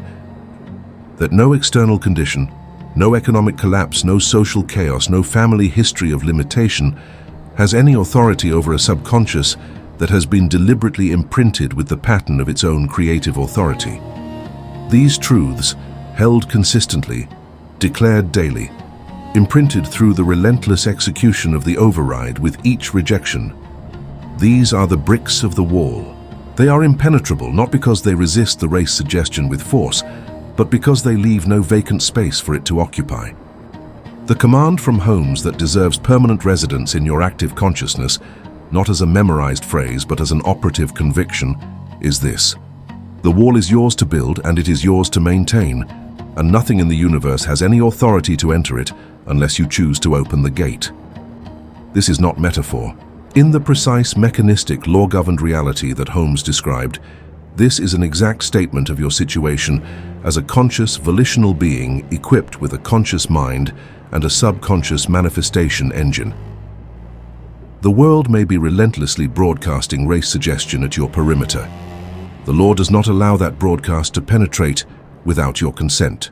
Your consent, implicit, passive, given through inattention and unguarded exposure, is the only mechanism by which the contamination enters. Withdraw the consent, build the wall, execute the protocol. Honor Holmes's command by enacting it daily with the precision and the seriousness that its truth demands. The resonance between Holmes's command and the modern technological metaphor of the firewall is, upon reflection, more than superficial. Both describe a system whose power is not in what it fights, but in what it refuses to acknowledge as having any authority over the protected system. A firewall does not negotiate with intrusions. A properly built mental wall in Holmes's design does not negotiate with race suggestion. Both systems operate on the principle of predefined, non-negotiable criteria for access. Both are effective in exact proportion to the precision of their design and the consistency of their maintenance. Both protect something of extraordinary value. In the technological case, data and systems. In the metaphysical case, the blueprint from which an entire human life is continuously being created. The technology is a contemporary echo of an ancient and absolute law. Holmes knew the law. The firewall metaphor simply makes it legible for a mind that has grown up in the age of networks and digital architecture. The insight is the same. The law is the same. And the sovereignty it promises, the invincible bubble of your own design, is as available to you today as it was when Holmes first encoded it in words. Every person who has ever applied Holmes's teaching on race suggestion and mental protection with genuine rigor and consistency has reported the same fundamental shift in their experience of the world. The world does not become less chaotic. The economy continues to fluctuate. The news continues to broadcast alarm. People around them continue to narrate their limitations. Nothing external changes. What changes is the quality of the relationship between the practitioner and the external world, the experience of moving through it rather than being moved by it, of observing its storms from a ground of interior stability that the storms themselves cannot reach. This is the wall. This is what it feels like to live inside it. This is the promise Holmes makes, not as a poetic vision of a better life, but as the predictable, mechanical, law-governed consequence of building a mental architecture whose integrity is sufficient to hold its design in the presence of the most concentrated atmospheric pressure the race suggestion can generate. Build it. The law guarantees what happens next. The final insight in Holmes's master teaching on mental protection is, perhaps, the most radical and the most liberating of all. He teaches that the wall you build is not only protective, but generative. That the mental atmosphere of a clean, sovereign, deliberately designed subconscious does not merely repel the race suggestion, but actively introduces a counter-frequency into the collective field that has genuine uplifting power for those who encounter it. You are not merely protecting yourself. You are, through the act of maintaining your own mental sovereignty, becoming a source of a different kind of mental weather. Every room you enter, you bring the atmosphere of your clean blueprint. Every conversation you participate in, you contribute the frequency of your deliberate, law-grounded certainty. Every person who encounters you in a genuine state of mental sovereignty encounters in you living proof that the race suggestion is not inevitable, that the collective fear frequency is not the only available frequency, that another kind of mind is possible. Holmes's wall, therefore, is not a wall of isolation. It is a wall of distinction, the boundary that defines and preserves the specific quality of mental architecture from which genuine help, genuine creativity, and genuine transformation flow into the world. The principles that Holmes articulated with the authority of spiritual law have, in the century since his primary work was published, found extraordinary and mounting corroboration in the field of modern neuroscience and social psychology. This convergence is not coincidental. Holmes was not a mystic who stumbled upon truths that science would later confirm by accident. He was an architect of law who was working from the same bedrock of universal principle that the scientific method approaches, from a different direction, with equal inevitability. The specific scientific framework that illuminates the mechanism of race suggestion with the greatest precision is the neuroscience of emotional contagion. And at its biological heart is the extraordinary discovery of mirror neurons. Mirror neurons are a class of neurological cells first identified in the early 1990s by a research team at the University of Parma, initially observed in macaque monkeys and subsequently identified in the human neural architecture. What makes them extraordinary, and what makes their discovery so directly relevant to Holmes's teaching on race suggestion, is their specific function. They fire not only when an individual performs an action or experiences an emotion, but also when that individual observes another person performing the same action or experiencing the same emotion. The mirror neuron system is, at the neurological level, an automatic involuntary mechanism of resonance, a biological system designed to bring the observer's brain into the same pattern of activation as the observed. You are literally at the level of neural firing, experiencing in your own brain a partial but real reflection of the emotional and experiential state of whoever you are physically near. The implications of this biological architecture for your daily life are far more consequential than most people have been taught to consider. When you sit next to a person who is in a state of high stress and anxiety, a colleague whose cortisol levels are elevated, whose nervous system is broadcasting the neurochemical signature of threat and danger, your mirror neuron system activates in response to the behavioral and micro-expressive signals of their state. Your own stress response system begins to mirror theirs. Your cortisol levels can elevate measurably, your heart rate can shift, your cognitive processing can narrow toward the threat detection mode that their state is broadcasting. And this can occur without a single word being exchanged between you. You do not choose this. You do not consciously endorse it. It happens automatically at the biological level as a consequence of the proximity that activates the mirror neuron response. Holmes called this race suggestion. He described it as the automatic involuntary absorption of the mental atmosphere of those around you into the receptive medium of your own subconscious. Neuroscience calls it emotional contagion, the documented, experimentally verified phenomenon by which emotional states propagate through social networks via the biological mechanism of neural mirroring.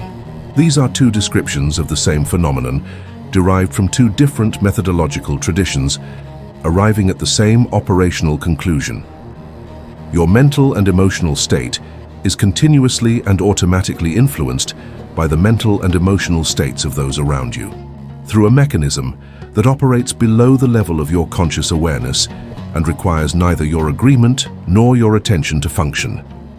This is not a metaphysical claim. This is human biology. This is the neurological fact that makes the subconscious firewall not a spiritual luxury, but a biological necessity. The research on emotional contagion extends well beyond the immediate in-person activation of mirror neurons. Studies in social psychology, including landmark research by James Fowler and Nicholas Christakis, have demonstrated that emotional states propagate through social networks across multiple degrees of separation. Your mood is influenced not only by the people you are directly in contact with, but by the people who are in contact with them and the people in contact with those people. The spreading mechanism is precisely what Holmes described as the mental atmosphere of the collective, a field effect of mutual influence that operates through the social fabric of human connection, with a reach and a power that far exceeds the intuitive model of being in a bad mood because someone was rude to me today. The race suggestion is not just the people you know. It is the composite emotional and mental field of an interconnected social species, and you are embedded in it. This is the scientific context that makes Holmes's phrase, "swimming in a sea of race suggestion," not a rhetorical flourish, but a biological description. You are quite literally immersed in a field of continuous emotional and mental signals from the collective human organism. Signals that your own nervous system is biologically designed to receive, mirror, and integrate into your own state without your conscious participation. The mirror neuron system that enabled the development of empathy, language, social coordination, and cultural transmission in the human species is also, in an environment saturated with collective fear, the biological mechanism of your contamination. The same neurological architecture that allows you to feel genuine empathy for another person's suffering also, without deliberate management, downloads their suffering into your own neurochemical state. It is here that Holmes's teaching on the subconscious firewall achieves its most profound scientific articulation. The firewall, in neurological terms, is the deliberate engagement of the prefrontal cortex, the brain's executive center of conscious volitional attention, as a modulating force over the automatic, involuntary firing of the mirror neuron system. The prefrontal cortex is the biological seat of what Holmes called the conscious mind, the evaluative, selective, volitional function that stands between the incoming environmental signal and the subconscious response to it. When the prefrontal cortex is engaged, when the conscious mind is alert, deliberate, and executing the protocol, it has the documented neurological capacity to modulate the automatic mirror neuron response. It can recognize the incoming emotional signal, evaluate it against the established criteria of the blueprint, and suppress or override the automatic mirroring reflex. This neurological modulation is what Holmes described as using your conscious volition to override this biological mimicking. The language of volition is precise. It is not sufficient to passively wish that the mirroring did not happen. It is not sufficient to distract yourself or to physically flee the contaminating environment on every occasion. The veto power that the prefrontal cortex exercises over the mirror neuron response requires deliberate activation. The conscious, deliberate, specific intention to apply the evaluative filter to the incoming signal before the mirroring process completes its automatic sequence. This is the scan neurologically described. This is the rejection neurologically described. The protocol is not only spiritually effective, it is neurologically coherent with the actual functional architecture of the human brain. The concept of neuroplasticity adds another dimension of scientific depth to Holmes's teaching that deserves careful consideration. Neuroplasticity is the brain's documented capacity to physically reorganize itself, to form new neural connections, to strengthen existing pathways, and to weaken or prune unused ones, in direct response to repeated patterns of thought, attention, and behavior. In other words, the brain is not a fixed biological machine whose response to emotional contagion is permanently set. It is an adaptable, experience-responsive organ that can be physically reconfigured through the consistent exercise of deliberate mental practice. Every time you execute the scan rejection override protocol, you are not merely performing a spiritual operation. You are exercising a specific neural pathway, the pathway that runs from conscious awareness through prefrontal evaluation to volitional override of the automatic mirror response. With each repetition, this pathway is physically strengthened. The filter becomes neurologically more efficient with use. This is the scientific basis for Holmes's insistence that the protocol must be practiced consistently and that its effectiveness increases over time. He was describing, in the language of metaphysical law, a process that neuroscience would later recognize as the deliberate development of a more robust, more efficient neural architecture for conscious emotional self-regulation. The tightening of the filter, the progressive refinement of the subconscious firewall through consistent practice, is literally the physical thickening of the myelination on the neural pathway that runs from the prefrontal cortex to the limbic system's emotional regulation centers. Spiritual practice and brain training are not two different things. They are two descriptions of the same process of human development, viewed from two different analytical frameworks. Research in the field of contemplative neuroscience, most prominently through studies of long-term meditators at institutions such as the Mind and Life Institute, has provided direct empirical evidence for the neural changes produced by exactly the kind of deliberate mental practice that Holmes described. Long-term practitioners of deliberate attention training show measurably different patterns of activity in the prefrontal cortex. measurably different rates of emotional contagion in response to the distress signals of others, and measurably greater speed and efficiency in the self-regulatory processes that correspond to what Holmes called the execution of the firewall. They are not less empathic than the general population. In many studies, they show higher capacity for genuine compassion, but they show dramatically greater ability to experience compassion without being destabilized by it, to feel with another without being involuntarily consumed by the emotional state they are feeling. This is Holmes's compassionate altitude, neurologically verified. The convergence of Holmes's teaching with the findings of modern psychology also extends to the domain of cognitive behavioral science, specifically to the well-documented phenomenon of cognitive distortion, by which the anxious mind automatically interprets ambiguous environmental data in the most threatening possible way, and in doing so, generates emotional responses and behavioral patterns that are entirely disproportionate to the actual stimulus. This cognitive distortion mechanism is precisely what Holmes described as the uncritical acceptance of race suggestion, the automatic, unexamined processing of fear-saturated collective signals as accurate assessments of personal reality. The scan rejection override protocol is, in cognitive behavioral terms, a protocol of cognitive restructuring, the deliberate replacement of automatically generated, distortion-influenced thought patterns with consciously chosen, principle-grounded cognitive alternatives. Holmes built a spiritual engineering framework for what CBT later systematized as an evidence-based clinical intervention. The principle is identical. The law does not require a clinical setting to operate. The social neuroscience of group dynamics provides one further layer of scientific validation for the race suggestion concept that is worth examining in detail.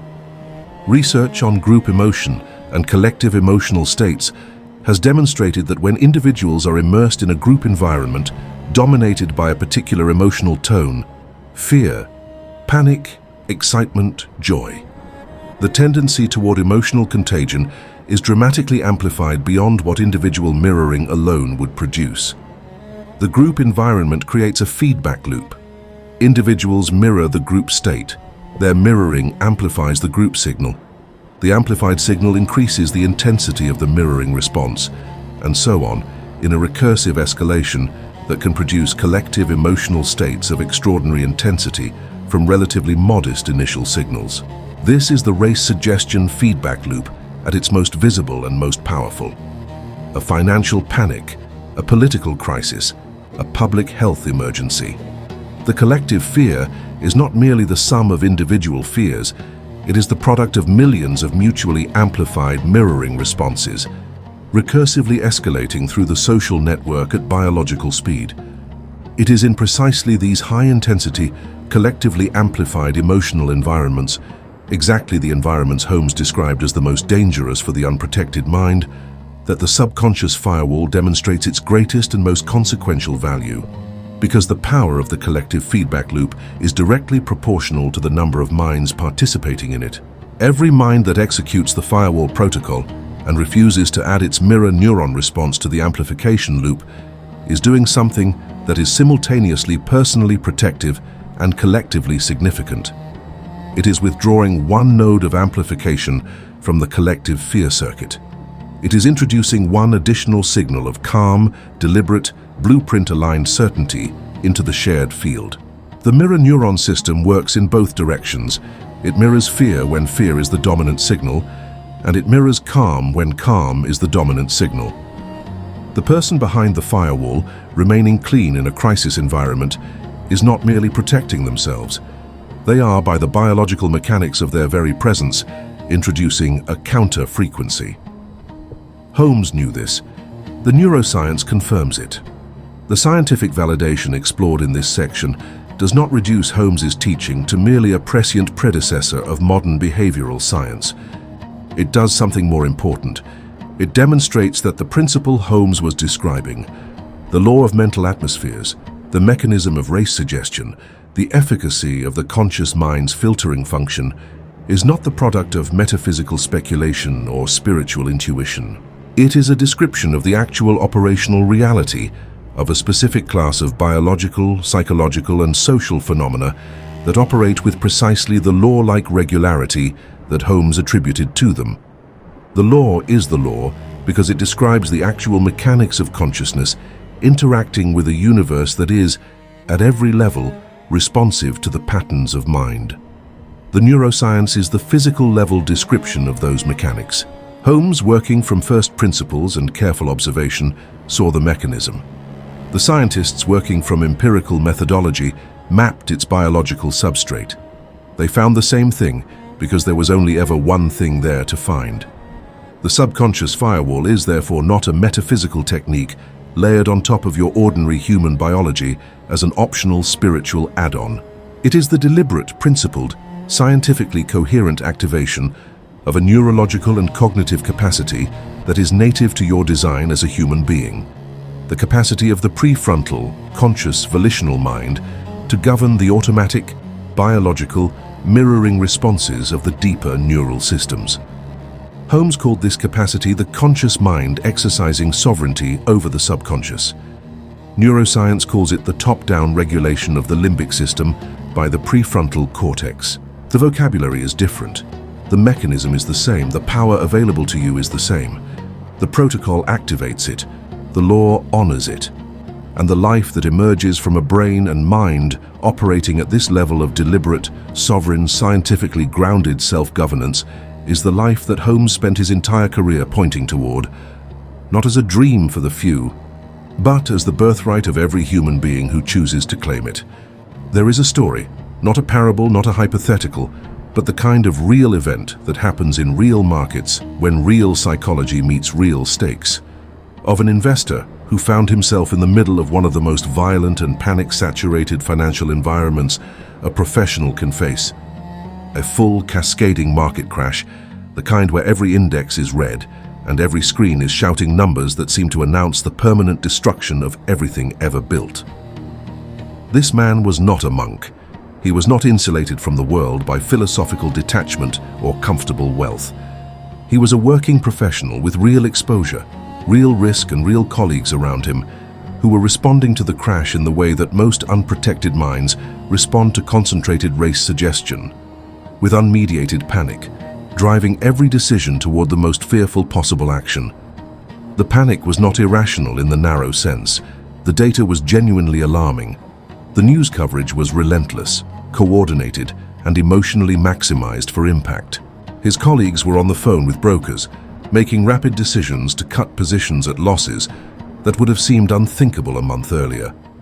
The collective mental atmosphere of the office was the race suggestion at perhaps its most concentrated and most aggressive, a feedback loop of shared alarm, each person's fear amplifying the next, the mirror neuron system of an entire room of professionals firing in synchrony with the frequency of civilizational financial panic. And this man, sitting at his desk, noticed something that a person without knowledge of the law would never have noticed. He realized that the fear he was feeling was not primarily his own. He was absorbing it.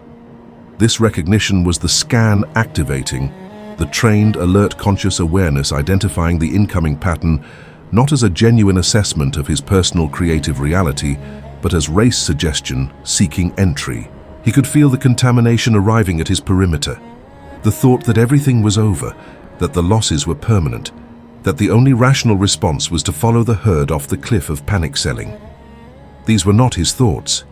They were the thoughts of the collective atmosphere he was immersed in, attempting to use his neural mirroring system as their entry point into his subconscious blueprint. He recognized them at the antechamber.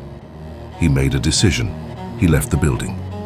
The act of physically removing himself from the concentrated race atmosphere of the office was itself an act of firewall architecture. The recognition that the protocol functions more efficiently in an environment where the signal strength of race suggestion has been reduced. He did not run. He did not flee in panic. He walked with deliberate steadiness to a quiet park nearby. He sat. He executed the rejection. He confronted internally and explicitly each fear thought that had managed to penetrate his perimeter. The market is destroyed, permanent losses, no recovery, follow the panic. And he denied each one entry with a clear, deliberate, forceful command. "This is race panic. It is not my truth. It carries no authority in my blueprint. Denied entry." And then he executed the override, the most demanding and the most powerful step in the sequence, in an environment where the external pressure of race suggestion was still at maximum intensity, even if he was physically distant from its epicenter. He affirmed with the full deliberate force of his conscious mind, "My wealth is established in the divine mind. It is not subject to the fluctuations of human fear. The law of abundance is operative now in my financial reality. My blueprint is clear. My supply is infinite. No panic, no matter how widely shared or emotionally amplified, has any creative authority over the mold that I am holding." He did not say these things quickly as a ritual formula. He sat with them, he deepened them. He held them against the residual pressure of the race suggestion until the blueprint was clean and the subconscious was restored to its proper dominant pattern. When he returned to work, something fundamental had shifted. Not in the market. The market was still crashing, the news was still screaming, his colleagues were still operating from the frequency of collective panic. What had shifted was the quality of attention he was now able to bring to the same data that had been generating only fear before the protocol. A mind clean enough of race suggestion to think without the distortion of collective panic is a mind operating at a qualitatively different level of analytical capacity than a mind saturated with it. And from that clean altitude, he began to see what the panicking minds around him could not see. Not the data they were all looking at, but the structure of the opportunity hidden within it. He saw a specific sector of the market, overlooked, abandoned, left for dead by the stampede of panic sellers, whose fundamental value had not changed even as its price had collapsed to a fraction of what it had been worth months earlier. He bought. He bought when everyone was selling, not from recklessness or bravado, but from the calm, clear, analytically precise reading that a clean subconscious blueprint made possible. His colleagues thought he had lost his mind.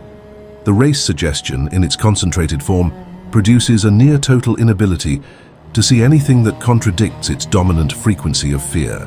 His colleagues could not see the opportunity because their subconscious blueprints were, at that moment, saturated with the pattern of loss.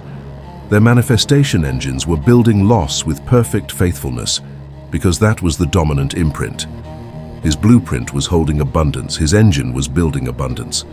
Even in the same market, looking at the same numbers with the same information available, the blueprint determined what was visible and therefore what was possible. Within a year, the sector he had bought at distressed prices had recovered fully and exceeded its previous highs. The colleagues who had sold at the bottom had locked in losses and, in many cases, missed the recovery because the race suggestion of "the market never recovers" kept them on the sideline past the turning point. His fortune, relative to where it had been before the crash, had more than doubled. This was not luck, this was not talent, this was not even primarily investment skill, though skill certainly played a role. This was the law operating on the clean blueprint of a mind that had refused, at the critical moment, to add its creative authority to the collective architecture of financial panic.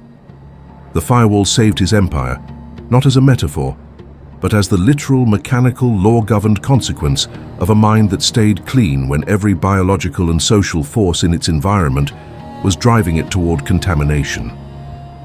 The specifics of this story are significant, but what is more significant is the structural principle it illustrates, a principle that applies with equal force in every domain of human experience, not only in finance.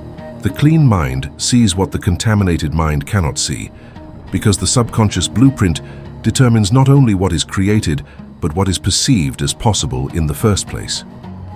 This is one of the most consequential and least discussed implications of Holmes's teaching on the law of mental atmospheres. Your blueprint is not only your creative instrument, it is also your perceptual filter. A blueprint saturated with scarcity literally narrows the perceptual field to experiences consistent with scarcity. A blueprint imprinted with abundance literally expands the perceptual field to include possibilities invisible to the fear-saturated mind. The firewall does not merely protect you from bad outcomes, it preserves the quality of mental clarity from which the recognition of great outcomes becomes possible. The shield did not create the opportunity. It preserved the mind clean enough to see it. The investor walked out of that day not only wealthier in the material sense, but equipped with an experiential knowledge of the law that no amount of reading or theoretical study could have provided.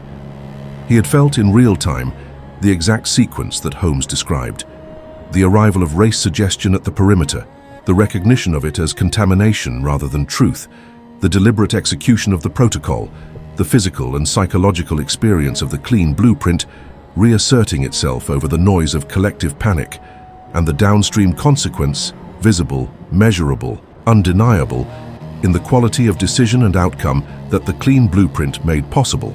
He had not merely read about the subconscious firewall, he had lived it at maximum intensity. And the result of that living was, in the most literal financial terms available to the modern world, the doubling of his fortune. The shield did not merely hold, it worked. The law delivered.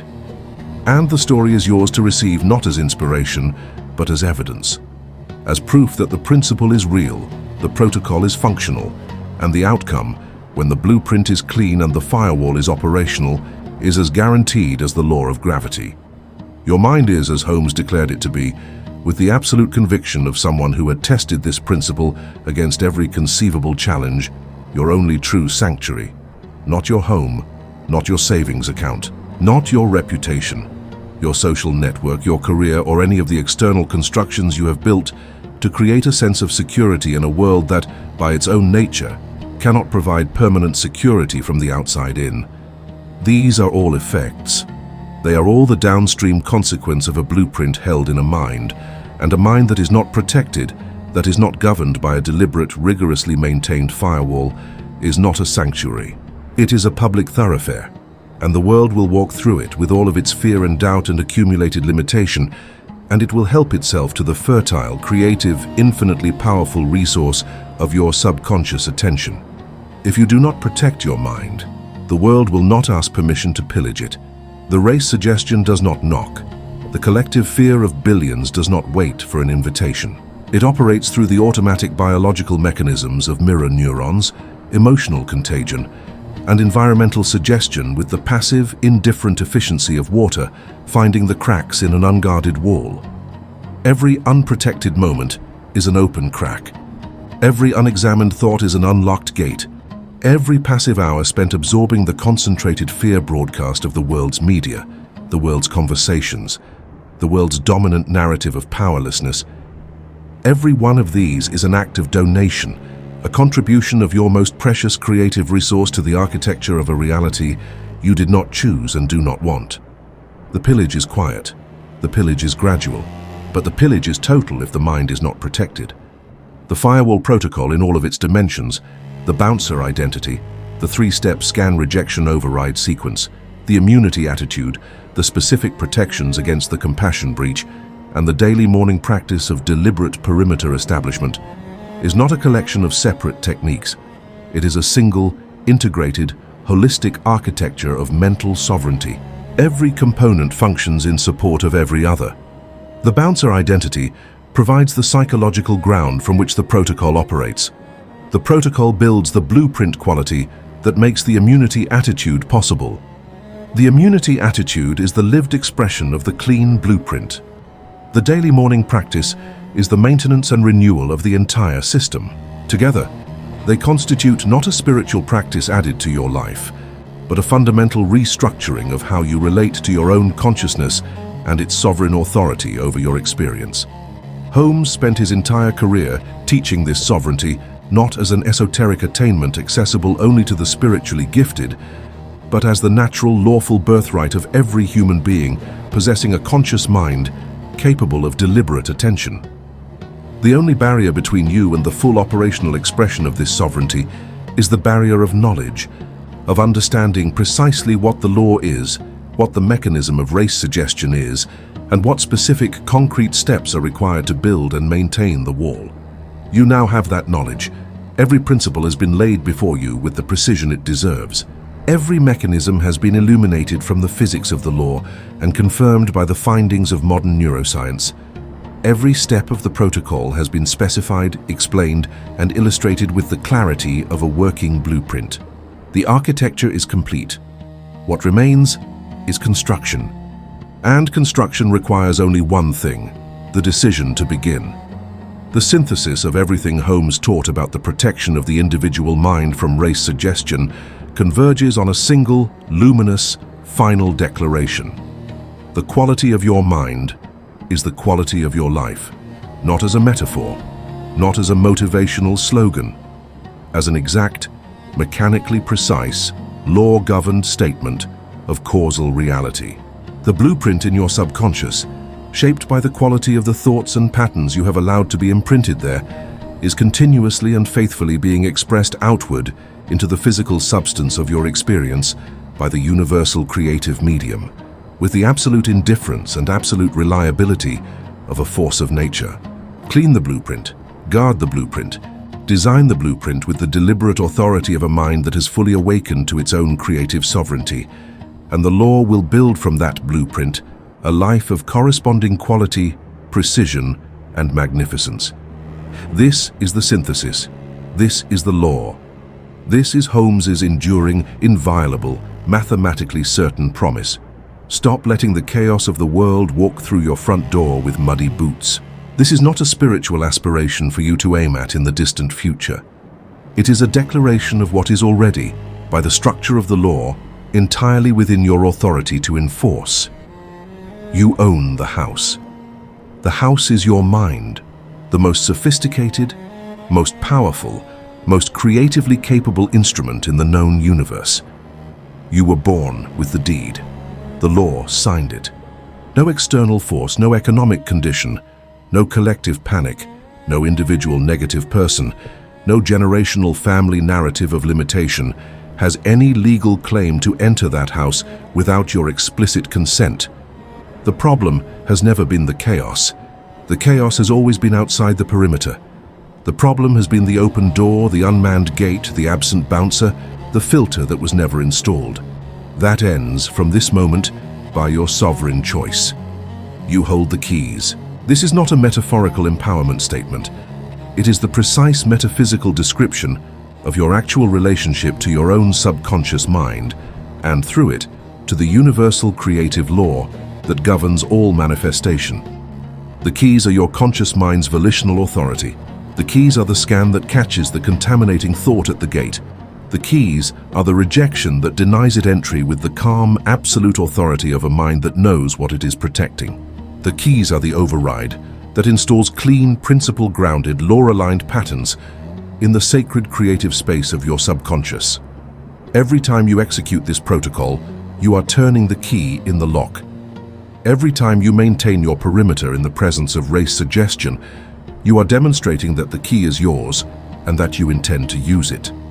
The door responds. The law responds. The blueprint responds. The life responds. Raise the shield. Not eventually. Not when you feel ready.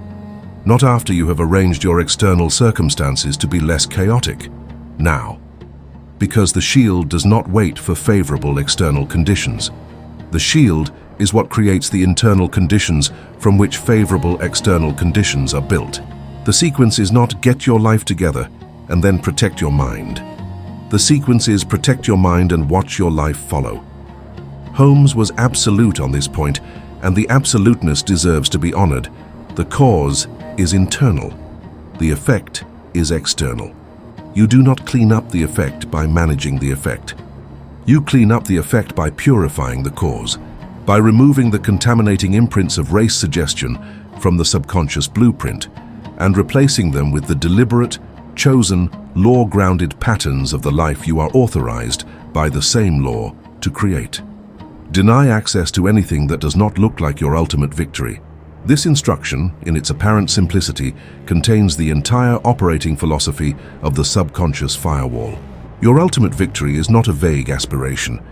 It is a specific, detailed, clearly held mental image, the precise blueprint of the life, the relationships, the creative expression, the material abundance, the physical well-being, the contribution to the world that you have deliberately designed and imprinted in your subconscious as the pattern for the law to build from.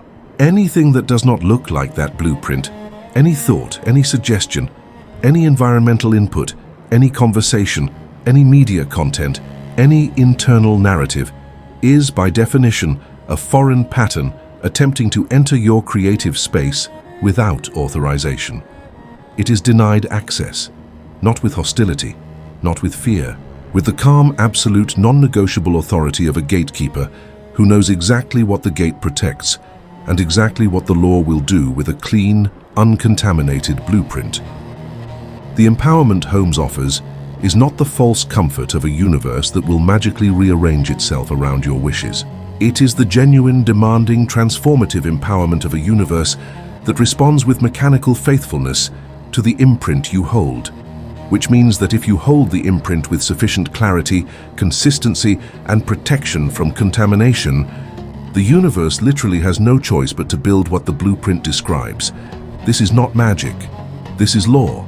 And the law is more reliable than magic, more consistent than luck, and more powerful than any external force the world of effects can deploy against the internal world of cause. The economy cannot override your blueprint if your blueprint is clean. The opinions of others cannot redirect the law if your imprint is clear. The history of your family, your culture, your personal past, none of it carries any authority over the subconscious that has been deliberately, consistently, rigorously re-imprinted with the pattern of its own sovereign design. The law responds to what is, not to what was. You are not a receiver of the world's reality. You are the architect of your own. Holmes has given you the law. The neuroscience has confirmed the mechanism. The protocol has given you the specific operational tools. The story of the investor has shown you the scale of what becomes possible when the blueprint is clean, and the firewall holds at the critical moment. Everything required for the complete execution of this design is now in your possession. What remains, the only remaining variable in the entire equation, is the quality and consistency of your commitment to inhabiting the identity and executing the protocol. The law is already fully deployed on your behalf. It is always fully deployed. It is waiting, with the absolute patience and the absolute precision of a force of nature, for the imprint to be clean enough and consistent enough to build from without contamination. Give it a clean blueprint. Protect that blueprint with the full, sovereign, uncompromising authority of a thinker who has finally understood exactly what they are. And watch the law do what it has always done, and always will do without exception. Build exactly what the blueprint describes. The world outside your perimeter will not change overnight because you have installed the firewall.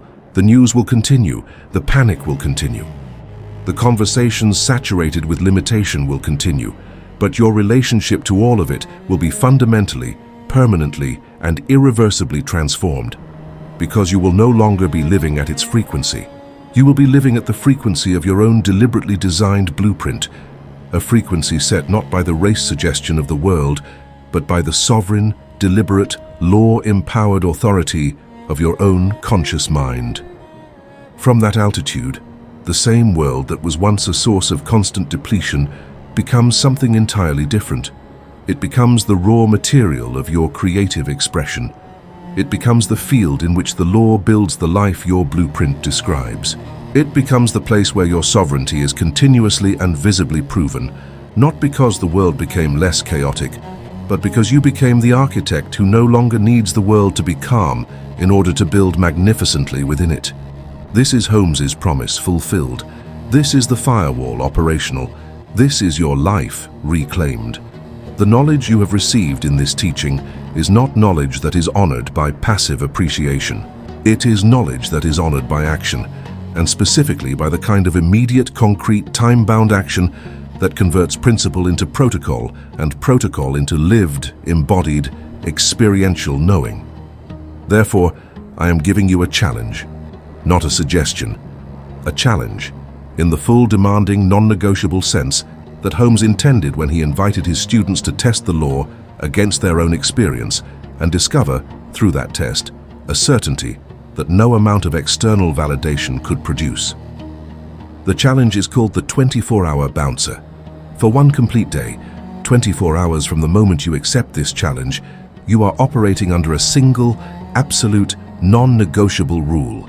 You are not permitted to agree with a single negative statement spoken by anyone. including yourself. This rule admits no exceptions and no comfortable halfway measures. When a colleague declares that the market is crashing, you do not nod along. You do not offer a sympathetic, "I know it's terrible." You execute the protocol: internal scan, rejection, override. The external response is neutral, present, warm, but the internal operation is absolute. When a family member voices the familiar narrative of limitation or powerlessness, you execute the same sequence. When your own interior monologue offers a statement of fear or lack or doubt about your own capacity, you execute the same sequence. No agreements, no endorsements. No deposits of your creative authority into the blueprint of limitation for 24 hours.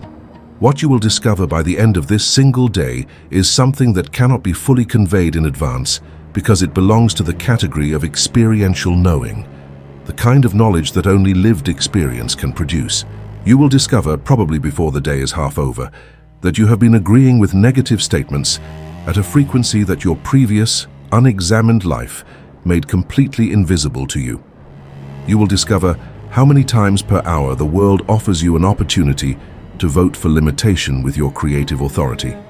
And with each execution of the protocol, with each rejection and override completed successfully, you will feel something accumulating in your interior landscape.